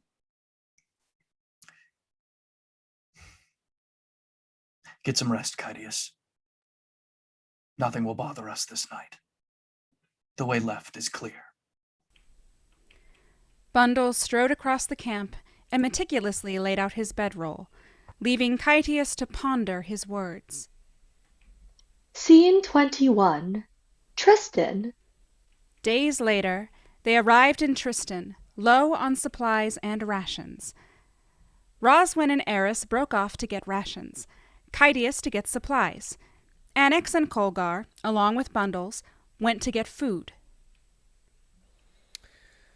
We need food, big guy, but we've got no coin.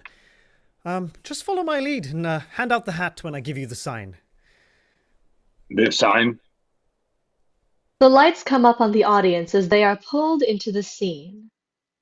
Ladies and gentlemen, boys and girls, elves, gnomes, dwarves, and all others of the goodly races, I am Anax Passion, a bard and all-round jack of all trades, and Master of None! Ah! They said the thing. And I am here to see to your entertainment. For a small fee, of course. Is that the... Not yet. And while my companions can afford their provisions, I, a simple performer, must rely on your generosity from mine. Is that the sign? Kargar will now pass around the hat. That's the sign. Oh, he gave me the sign. I'm supposed to give the hat out now. Now, in life, there are only two things that are absolutely certain. One, the search for unconditional love, and two, death. Most every story has to do with one or the other, or even both. Sing about Tat. What? Sing about my brother. We shall let the townsfolk decide, and that is what I offer you, good people of Tristan. The choice between a story of loss and love, and a story of love and loss. Which will it be?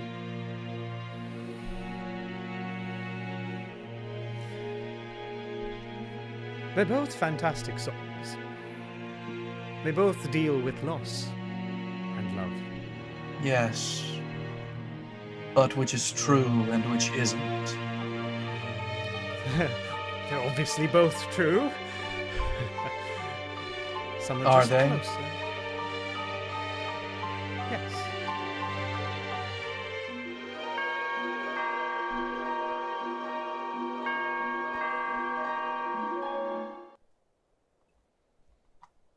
An excellent choice, my friends. For this story, my friends, has to do with both.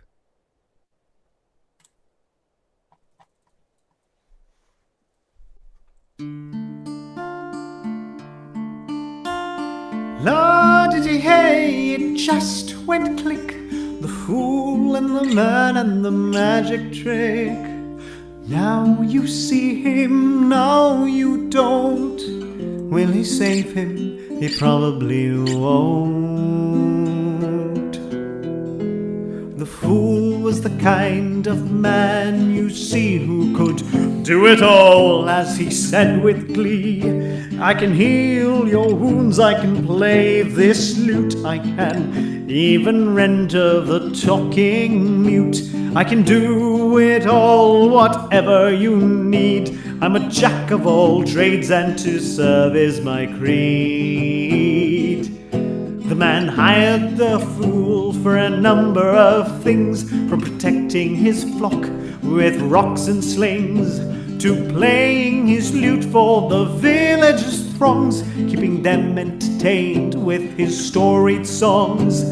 The men grew closer than men do, the best of friends and perhaps closer too. La-di-di-hey, it just went click. The fool and the man and the magic trick. Now you see him, now you don't. Will he save him? He probably won't.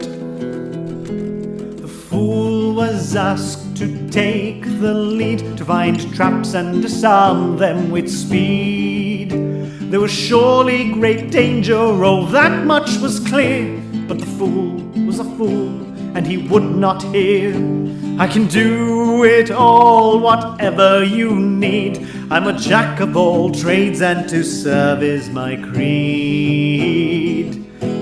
But as they encountered the traps deep inside, the fool realized that he probably lied. He was well in over his head, you see, with the man he loved so dearly. And then the poor fool and the man heard the kind that you hear in a magic trick. La-di-di-hey, it just went click. The fool and the man and the magic trick. Now you see him, now you don't. Will he save him? He probably won't. The man that he loved had no sense for his toes. He triggered the trap and he froze. The fool shouted out for the man to stop, but he cried out too late and he dropped. No scream left the man as he fell and died. The fool fell to his knees and cried. The fool is now a fool indeed, wandering wherever his music's in need. But he's just a shell of what he was before, and can't think of the man anymore. Every time that he does, he can't help but cry, thinking of how he killed with a lie. La-di-di-hey, it just went click. The fool and the man and the magic trick. Now you see him, now you don't. Will he save him? No, he won't.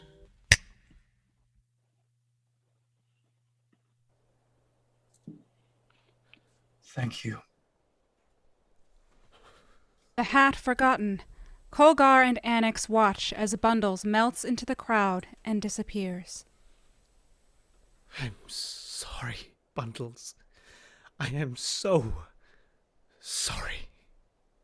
Kytius enters. Hey, where he's off to? He'll be fine. He has a habit of showing up when he needs to. Oh, I almost forgot. Here is your portion of the loot we've received up until now. Looks like you need it. Tough crowd? I'll say uncultured. It makes my heart hurt. Whoa. Big guy, where did you get that ring? I found it on the ground near the orcs. We don't just put on rings that we found on the ground, Kolgar. That could be very, very dangerous. Why? It's just a ring. Have you learned nothing from that halfling story about Ringo? Hobo? Dildo? Bilbo. That's what I said. Annex, taking out a scroll of Identify he found earlier, reads from the scroll. Identify.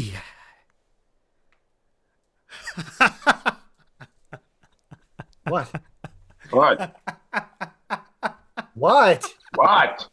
It's a ring of truth. With this on, the wearer can only tell the truth. And since Kolgar never lies, it doesn't work.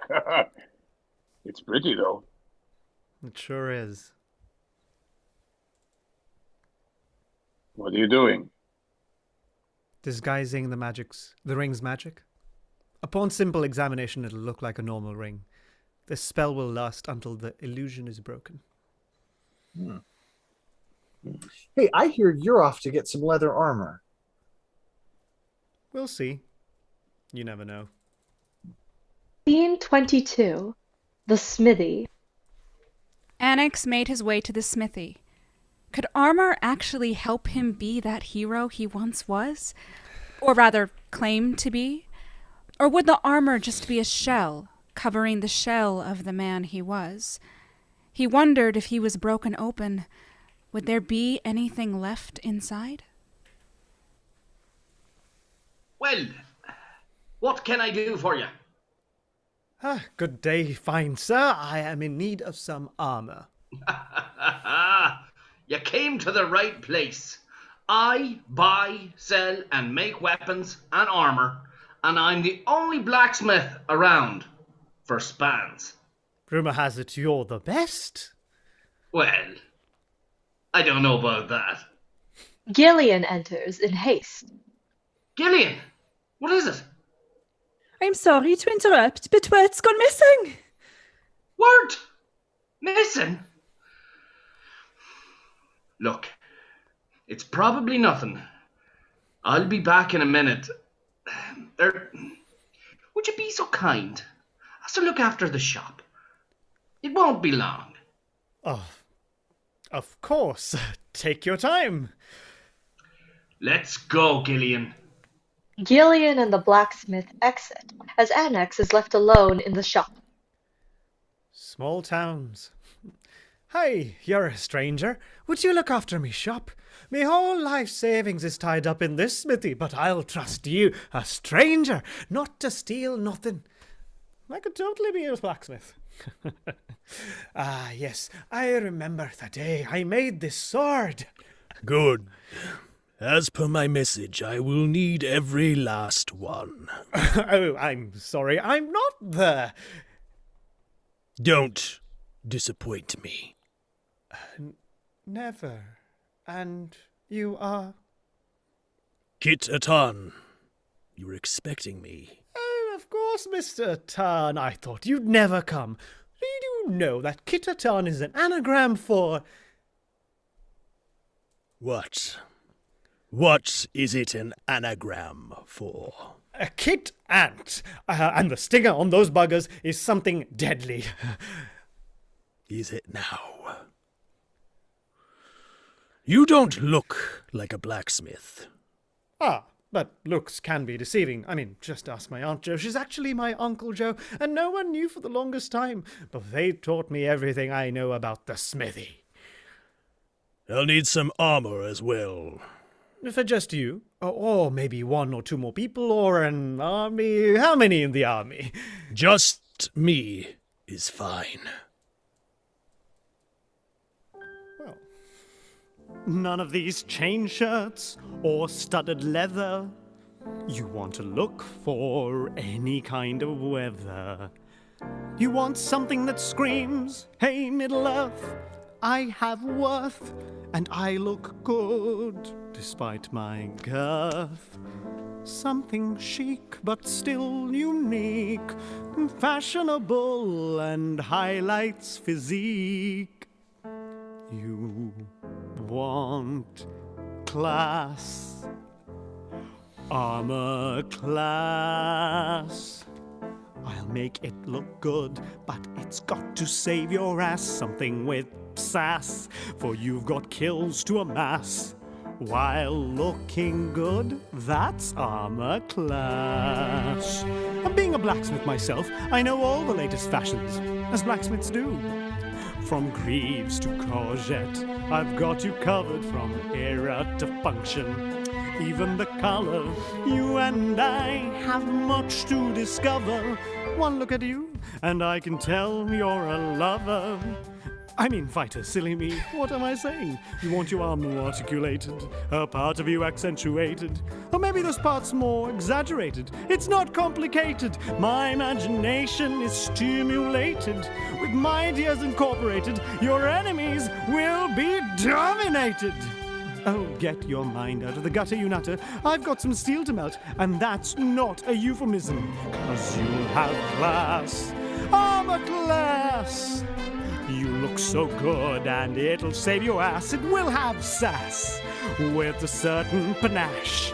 You'll look so good in my armor class. Dance break.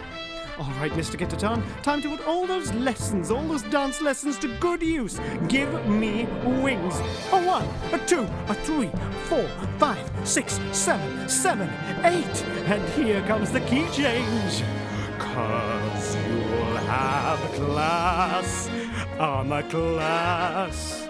It will look good, and it'll save your ass. It will have sass with a certain panache. You'll look so good, you'll look so fine, you'll look so grand in my armor class.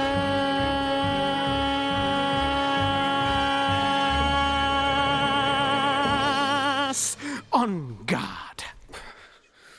Annex uses the rapier against Titan Ka for a killing blow, but he is too fast.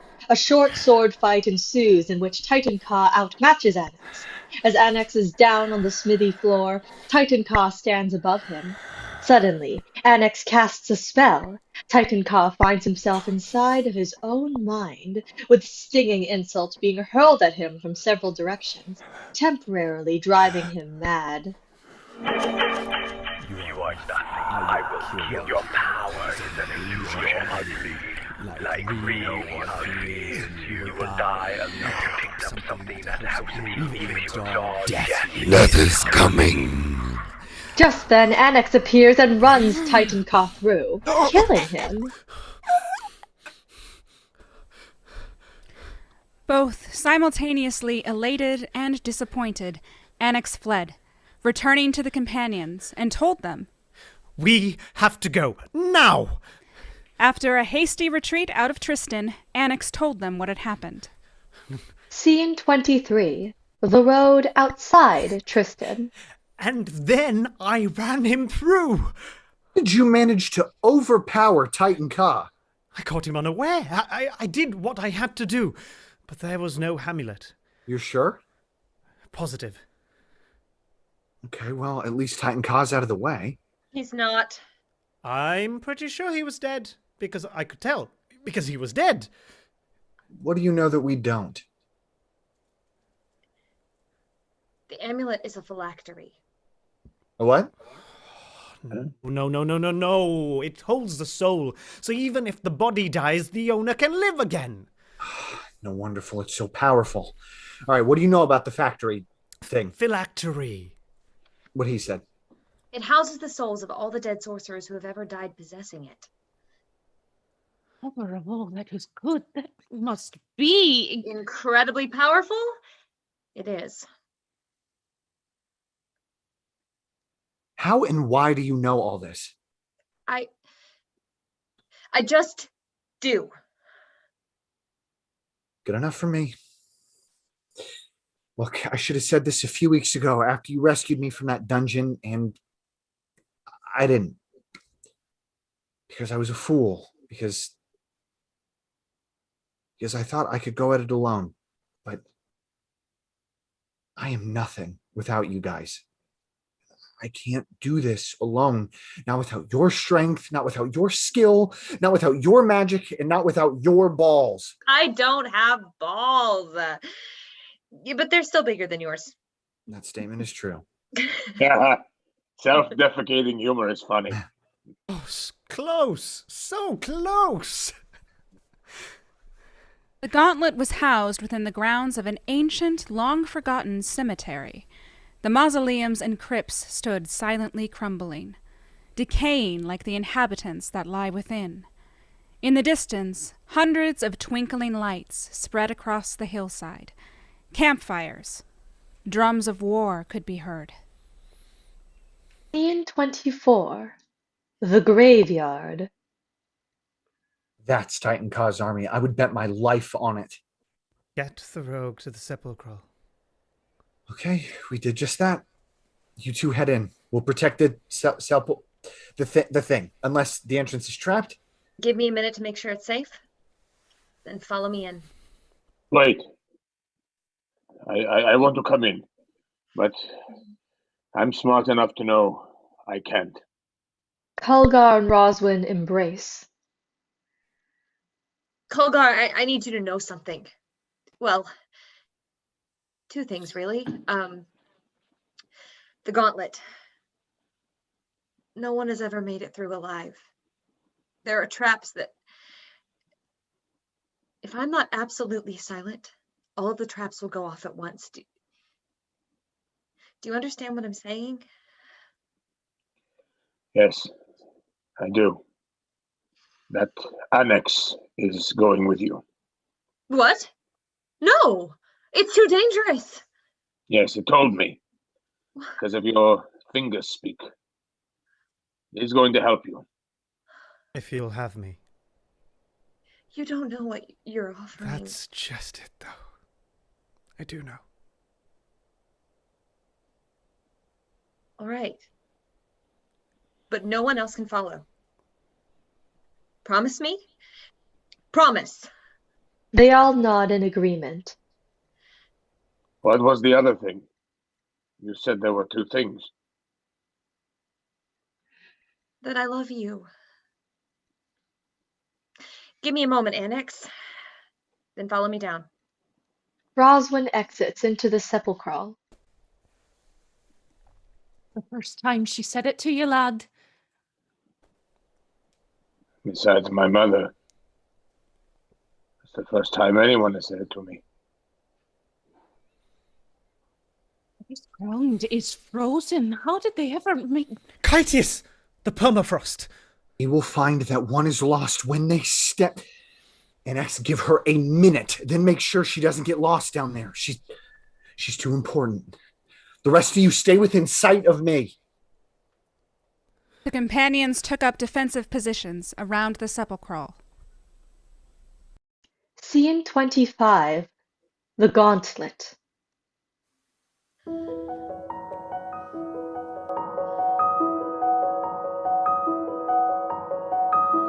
I'm wanting you here.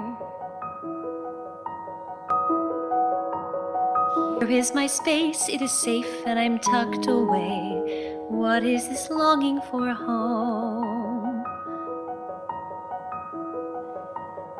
But I was safe, just living my one-man show.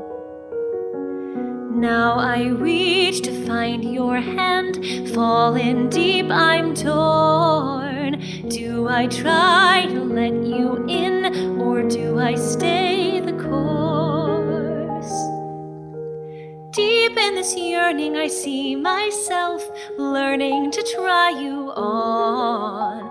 Always in hiding still, what am I fighting this for? Fear is what bleeds from the past. You are the part of my heart that I left on the floor. You are the more.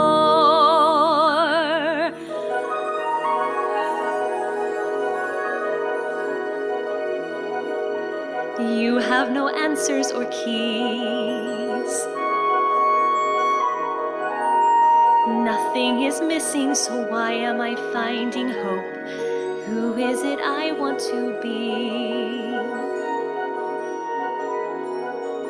Someone who leads or someone who needs you now?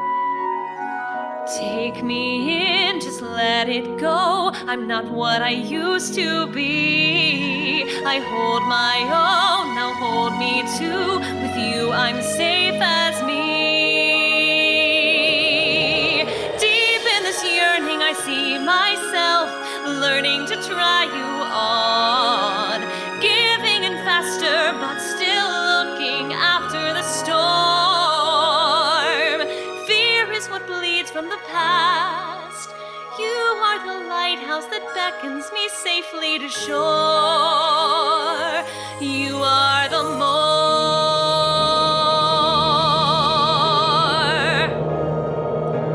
Here I am, facing what could be the end. I've never been scared of losing before. With nothing to lose, there is nothing to leave behind. No one to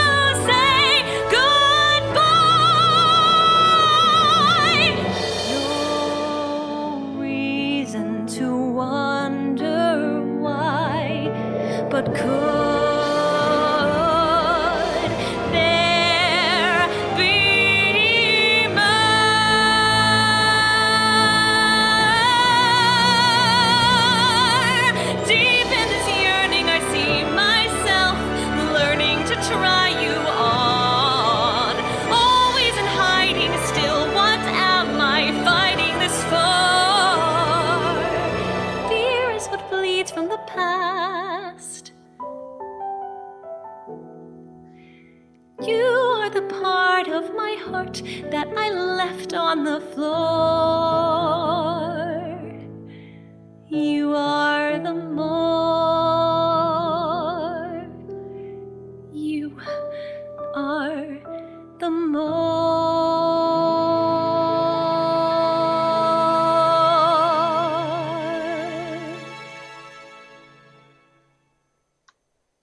There's the sound of someone coming. Kolgar? Rosvan, I need to tell you something. What? Just say it, Annex. You're pregnant.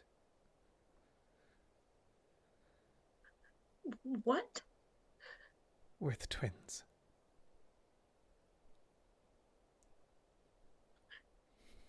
Follow the path until the twins. Why are you telling me this now? Because you need to know. You deserve to know. How do you know for sure? Magic. I see. Well, this changes nothing. As soon as we step into that room, just follow my lead and take care of Kolgar is something. From here on out, only thieves can't. With that, she entered the first test. Roswin choreographically makes her way through the gauntlet. The choreography isn't meant to be perfect technique, but evasive. The intent is not to set off the traps. After each trap, she shows Annex the number of each, 1 through 12. Eventually, she makes it through all of them, at retrieving the Amulet of Katara. It is then, when her guard is down, she triggers a 13th trap. A click of a pressure plate is heard. Silent. But for the beating of Roswin's heart, Annex is frozen. It's a pressure plate trap, Annex. Listen very carefully. You have to come here and disarm the trap. I can't. Not that one. You have to, or I die. We die. I failed at a trap like this before he died. I'm a screw-up. I'm not like you. It is good that you are not like me. You're brave. You're strong. Annex, look at what I'm about to tell you. This is all my fault. No. You made it past all the traps. You've gone further than anyone else has twice. No, not the gauntlet. Everything. I am the one that killed Titan Ka's son and made the amulet stronger. I am the one who basically gave Titan Ka the amulet.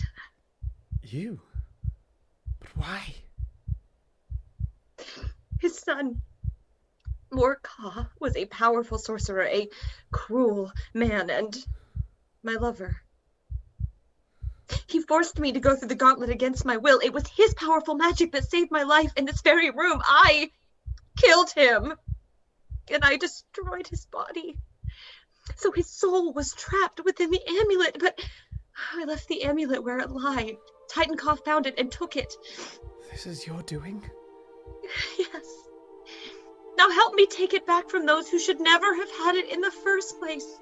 Annex, please save me. Save the lives of my children. Annex makes his way with haste through the remaining traps that are mostly disarmed. After a moment, he chooses to take Roswin's place. Roswin makes her way safely to the exit, turns back to look at Annex, when he puts his fingers to his lips and whispers, "It just went click." No! Annex is hit by the final trap. Scene 26. The Graveyard. Roswin, in shock, exits the sepulchre. Roswin. Where's Annex? Where is he? Roswin simply shakes her head. No!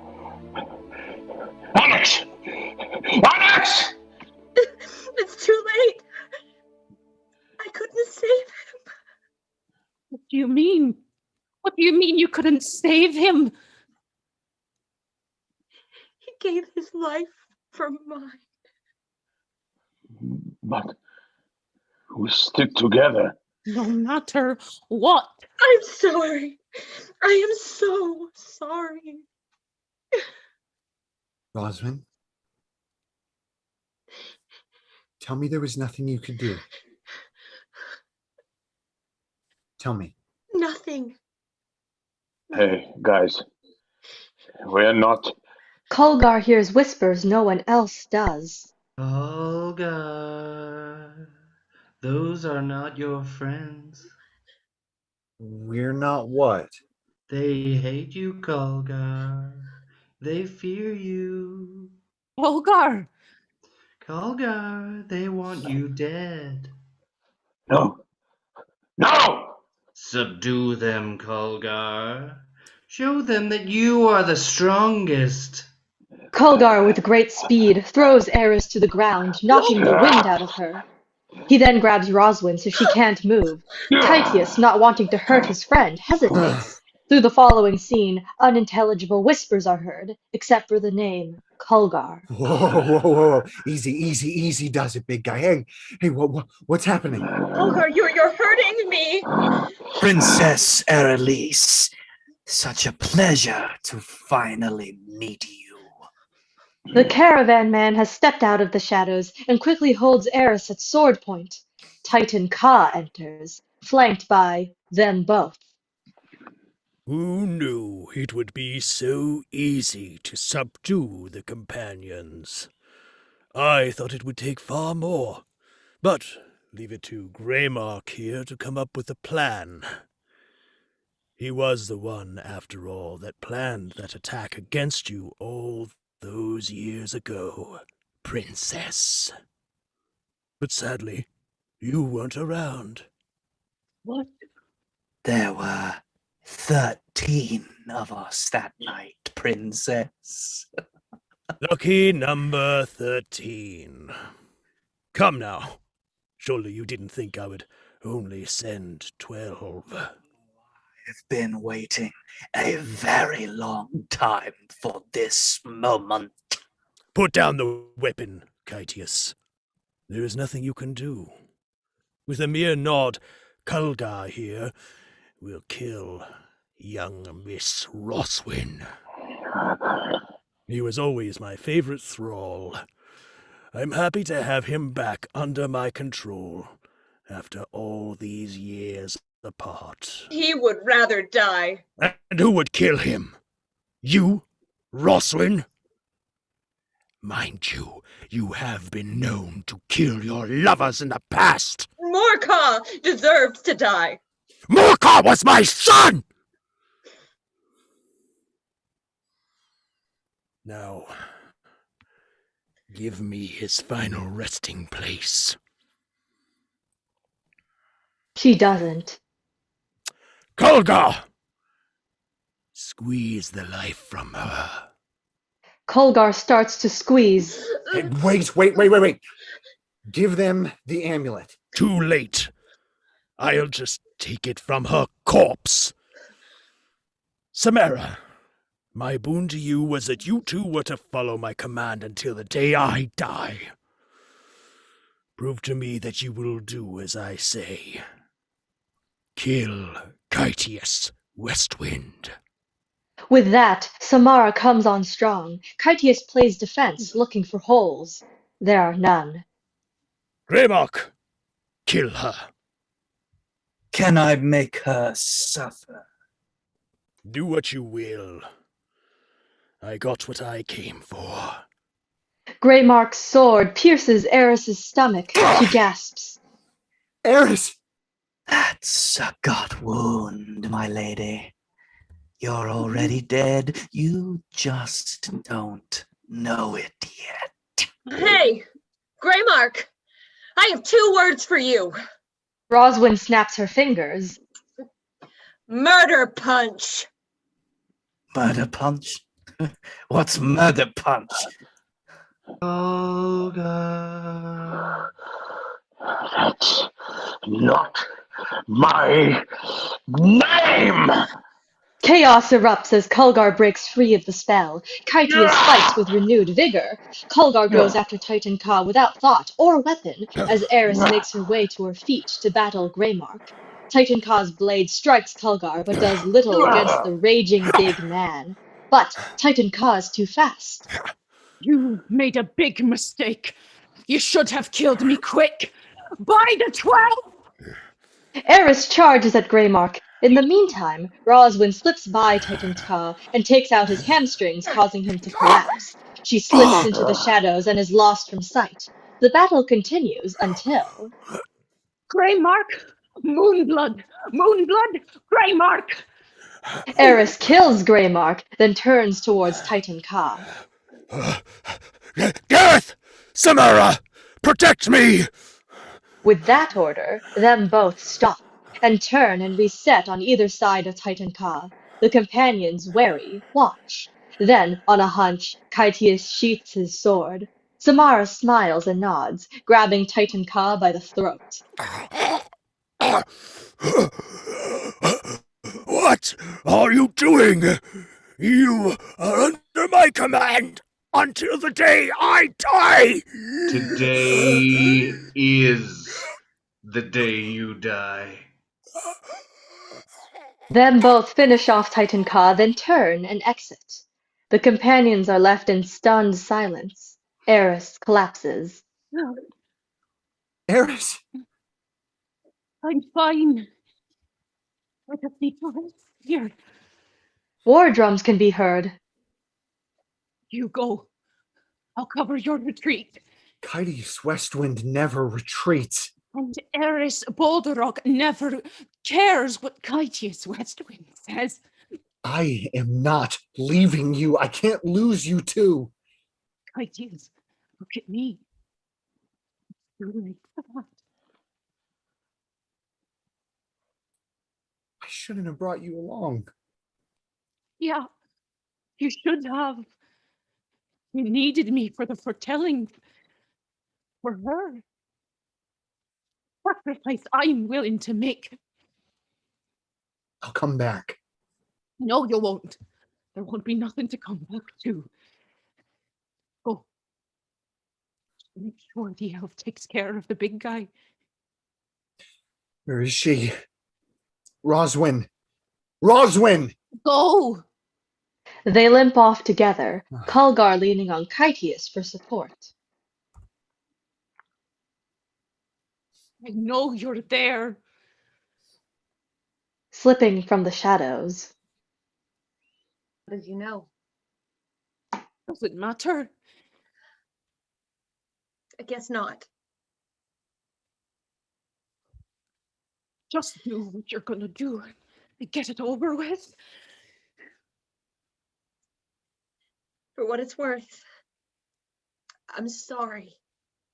Roswin raises the dagger and stabs Eris as the lights snap to black.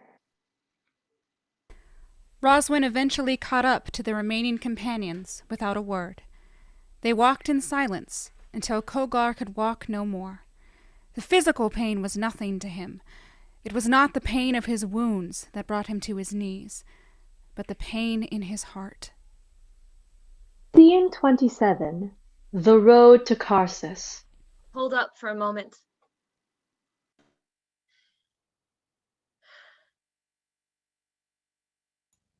You're muted. Where did you go? After the fight with Titan Ka with Eris. I waited until I knew you all had it under control. I covered our tracks and led the Orc army away from us. Without a leader, they should disband soon enough. That was quick thinking on your part. Thank you. We should rest here for a bit. But then, what's the plan?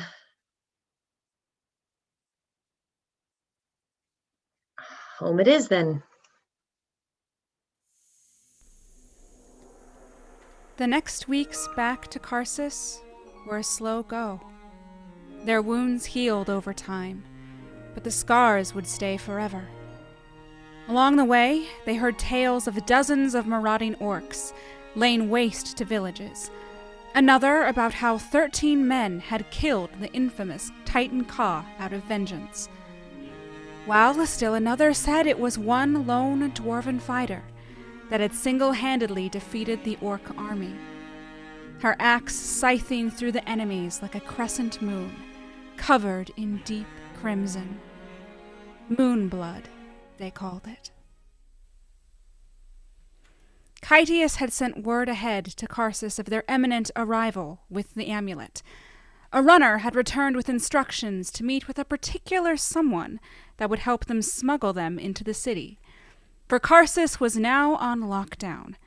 There was something amiss within those walls, and Kytius was determined not to be taken unaware. Scene 28. Off the beaten path inn. NPC is discovered alone, reading his adventurer's scroll. You're working late, NPC? I never stop working. What happened to your limp and your lisp? Come. A great hero like you had to know I was more than I appeared. Actually, the more I learn, I realize how little I know. Are you my contact? What's the password? You tell me. City's on lockdown. Why? The Queen is scared of the Whispermen. They are getting closer and closer to her. In fact, they've gravely wounded some visiting dignitaries not 3 nights past. That is why the city is under martial law. She doesn't know who to trust. Your arrival with the amulet could not have happened at a more opportune moment. It's only a matter of time before they get to her. Until you get to her, you mean? You are astute. Tell me why. Why would we commit treason? Come, Kytius. You can't be that slow. With the amulet, there will be no stopping the Queen. First, it's securing the borders. Then it's cluster camps, ripe for a pandemic. Then it's invading our enemies before they invade us. And on until there is no one standing but her. Who stands up when there is no one left? Me. Then why not stand up now and save the lives of thousands? Why not be the hero you claim to be? And Lafrena, she's just a child. That child was the one that took out 3 of our best. Not everything is what it seems, Kytius. How do I know you're telling the truth? Where do you think your 1,000,000 gold pieces were going to come from? Surely she wouldn't empty the kingdom's coffers to give you such a sum. She is either going to kill us or pay us from the plunder of other nations. Either answer tells you who she is. Now go. We can get you into the castle. The rest is up to you. And Kytius, the password is potato. Kytius received his instructions and headed back to the remaining companions. Something here didn't seem right, but what was it? Upon his return to the companions, he simply stated, "Tomorrow we battle." As promised, the informant secreted the companions into the seemingly abandoned keep, their footsteps echoing down stark, empty hallways. Occasionally, the sound of patrols could be heard in the distance. Scene 29. Inside the keep. The choke point. Here. I'll stay here. This is the closest we are going to get for a choke point leading into the throne room. If I'm going to hold anyone off, this is the spot. God, I hate this. You know I hate splitting the party. Do you, though? Because you do it a lot. Okay, it's actually more of a guideline than a rule. And, here. What's this? Oh, it's your dagger! Ooh, take a closer look. Well, I'll be. You stole something from me, big guy. No, I didn't, I swear. Yeah, you did. And I don't want it back. She kisses Colgar on the cheek and disappears into the shadows.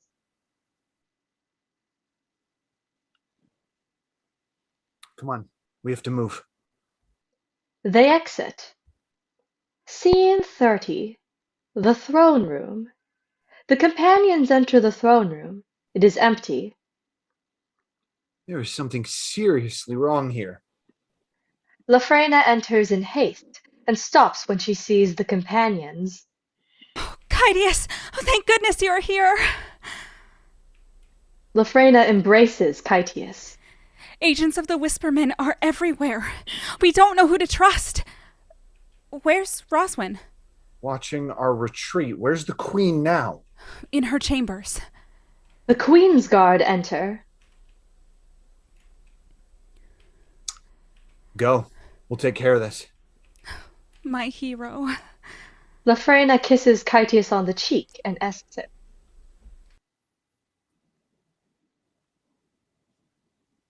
Looks like we've lost Robert. I'll take over. You don't need to do this. You can walk away now and no one gets hurt. Not on your life. I was hoping you'd say that. With a wicked smile, Kytius draws his sword. This is gonna be fun. The battle begins as the scene changes to Roswin. Lafrena enters. Scene 31. The Choke Point. Roswin, I have always been a fan of yours. Your work is always so clean and precise. You don't leave any evidence of how you do what you do. It's not like my work at all. Mine can be very messy. You specialize in thievery. I specialize in death. Lafrena comes in hard with her blades flashing, getting a feel for Roswin's defenses. Roswin parries, but just barely. I studied you, you know. Attack. Your every move. Attack. Every style you mastered. Attack. I looked up to you. Attack. I wanted to be you. Attack. No, I wanted to be better than you. Attack. And now... Lafrena, a blade strikes Roswin.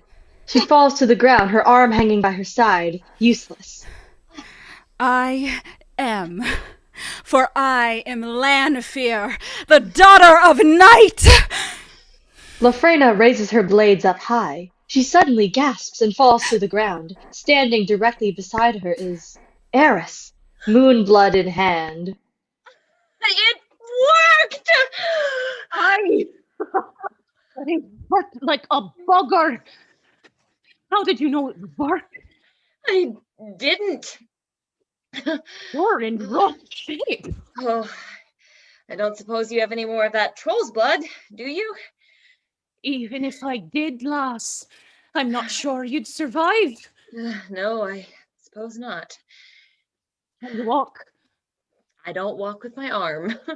I had to ask you. Elves are so fragile, I'm sure. Fragile?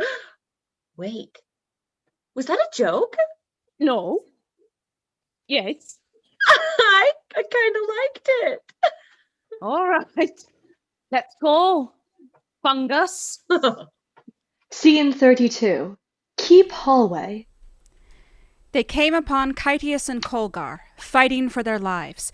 Covered in wounds, they fought tirelessly. Roswin had never seen something so dangerous and mesmerizing in all her years. Kytius' skill paired with Colgar's brute strength. It was then that she realized she had never truly seen Kytius before. Not truly. His deadly dance spoke of all his rage, his love, and his loss.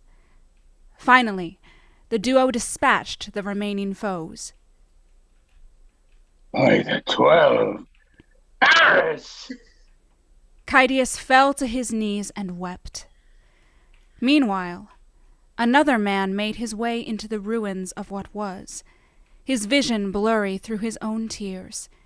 It was there that Bundles started to dig. Scene 33C. The Queen's Antechamber. The companions make it to the Queen's antechamber, where she is surrounded. Well met, Courteous. Page 41. There has been enough bloodshed this night, Your Majesty. Agreed. Good. I propose we do this the old-fashioned way. Your champion against our champion. One last and final fight to the death. And you can choose anyone you like. Anyone I like. Very well. It shall be a magically binding agreement. Choose me, Kaitius. Are you sure, Kolgar? I mean, is this what you want? I fight for the companions. And I fight for all of Karsus. I suppose I shouldn't let my ego get in the way. I don't envy her champion. I choose you, Courteous Westwind. What? Oh, come on. I didn't mean... Then you should have chosen your words more carefully, Master Westwind. I won't. You must. How? When Lefrena hugged me. Kaitius, I don't want to. I know, big guy, neither do I. Kolgar, look at me. Murder punch. It's too late, girl. The power of the amulet is too strong. Fight. The lights change. Kaitius and Kolgar try and fight the magic, but it's impossible. Their attacks are clumsy at first. I can't fight it, Kaitius. I know. I'm trying to think. Subdue! Me too, big guy. They attack each other with more finesse now. They come together. Kaitius's blade pierces the side of Kolgar. Kolgar drags Kaitius closer to him, ignoring the wound, then throws him to the ground. I'm sorry, my friend. Time stops. Sorshala, ethereal, steps forward. A bloody wound in her side. Sorshala, what's happening? You're hurt. We don't have much time. Kaitius, listen to me. This is the future I saw. What? For us to be together, Kolgar must die. No. This is why I told you you could not pay the price. Why I left you. You sealed his fate when you made your foretelling a prophecy. I wanted to save you from the pain of losing him. But the price must be paid. The price wasn't for Eris or Annex, it was for Kolgar? Exactly.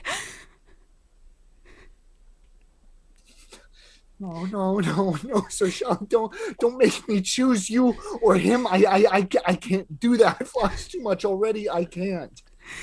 You already have. What if I don't pay the price? A price must be paid. Sorshala, then all will be as he desires. His heart fulfilled when he acquires, and when he does, he pays the cost. The one he loves will then be lost. A price must be paid. I know what I must do. Time snaps back. You don't have to die. I do. No! Kaitius stands up and with difficulty spreads his arms wide. What are you doing? Fight him! Kolgar. Hey, buddy, look at me. Look me in the eye. No, I can't hold the magic off much longer, so you gotta do it.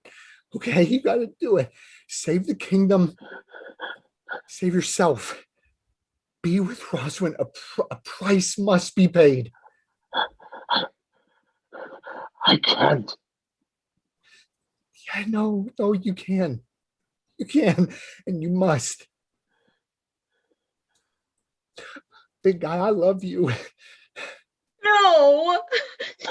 Kulgar runs Kaitius through. The queen is surprised and falls to the ground defeated. Kulgar falls to the ground, holding Kaitius. We need a healer. He's been critically hit. No.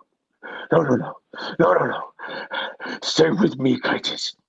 No, it's okay. Thank you. You saved my life. No, I took yours. Oh, buddy, big guy, you took my life to save thousands. Thank you, Kaitius.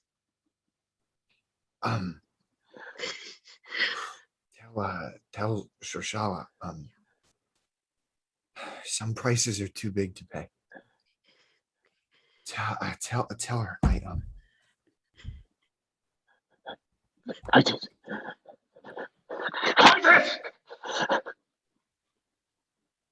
Kaitius Westwind was laid to rest with his culture's traditional burial rites at the direction of his longtime friend and companion, Princess Aralise Steadyrock of the Dwarven Kingdom.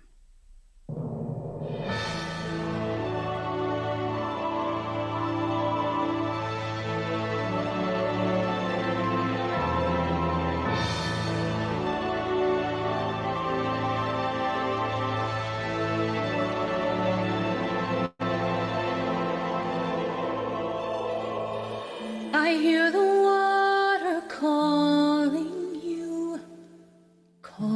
your name, whispering, it's time to ascend and end your game, time to leave the world behind.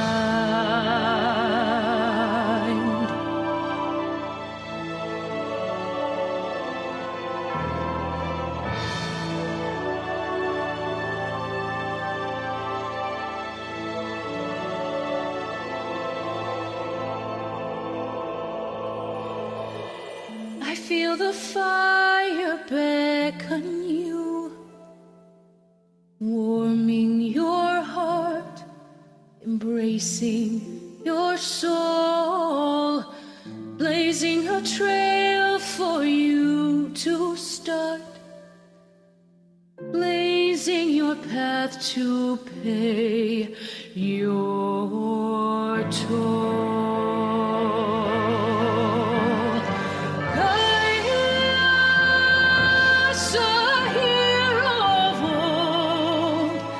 His nerves of steel, his heart of gold.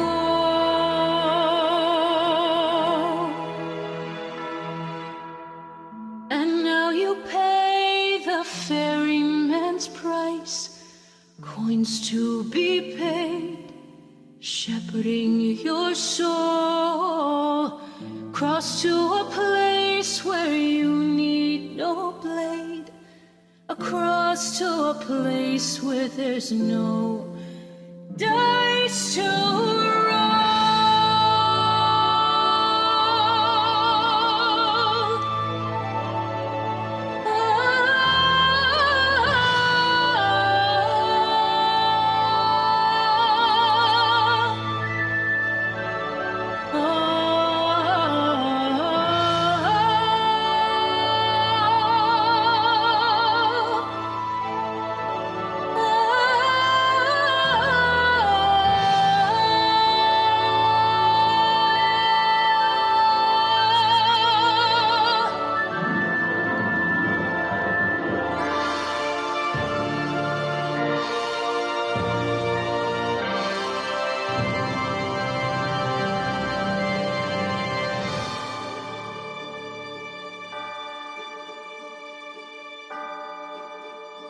Scene 34. The Queen's balcony overlooking Karsus. Eris and Roswin join Asira. I want to thank you all for everything you have done and the sacrifices you have made. Karsus is forever in your debt. I don't know if there are words to bring you peace, If there were, I would say them now. But for the moment, I will just sit with you in your sorrow and tell you that should you need anything at all any of you need do is ask. Tell me about what happens with the Queen.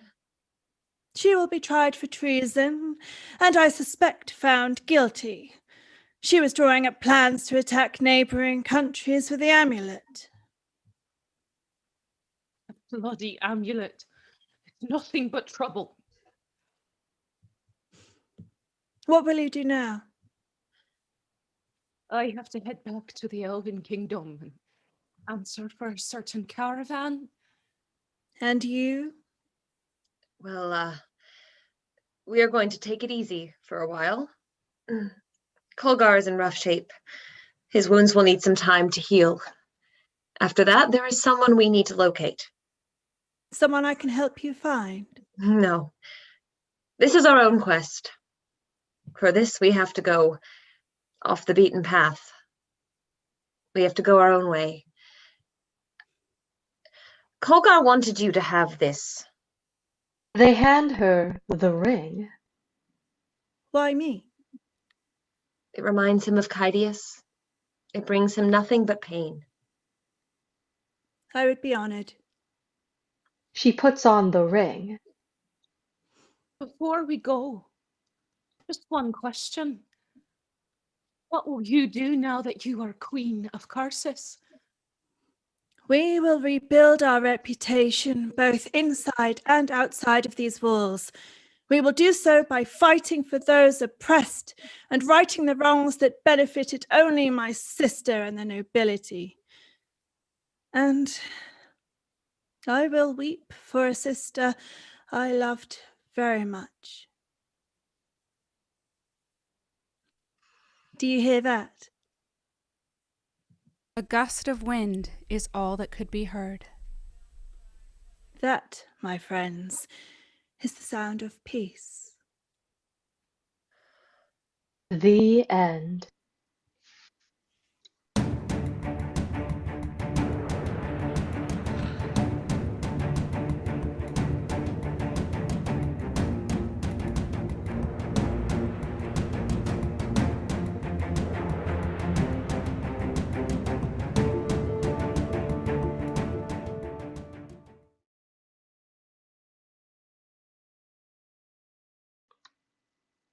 Scene 35E, post-bow scene. Bundles, in tears, is frantically picking through the rubble. Where are you? You gotta be here. Come on, where are you? Where are you?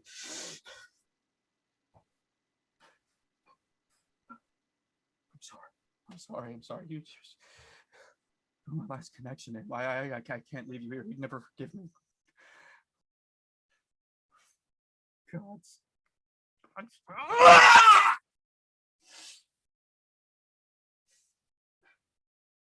I hated you.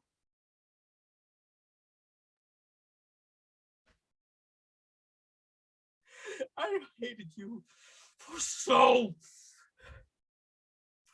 long. Because you took him from me. My only brother, and you took him from me. But I hated me more because I saw the light and the shadow. I knew before I introduced you, I knew that something beautiful and terrible would happen, and I chose to ignore it. I could have saved him. Just like I could have saved you.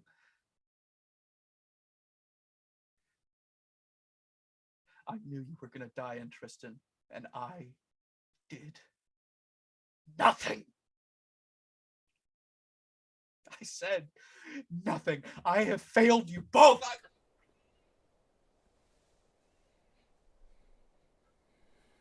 so sorry.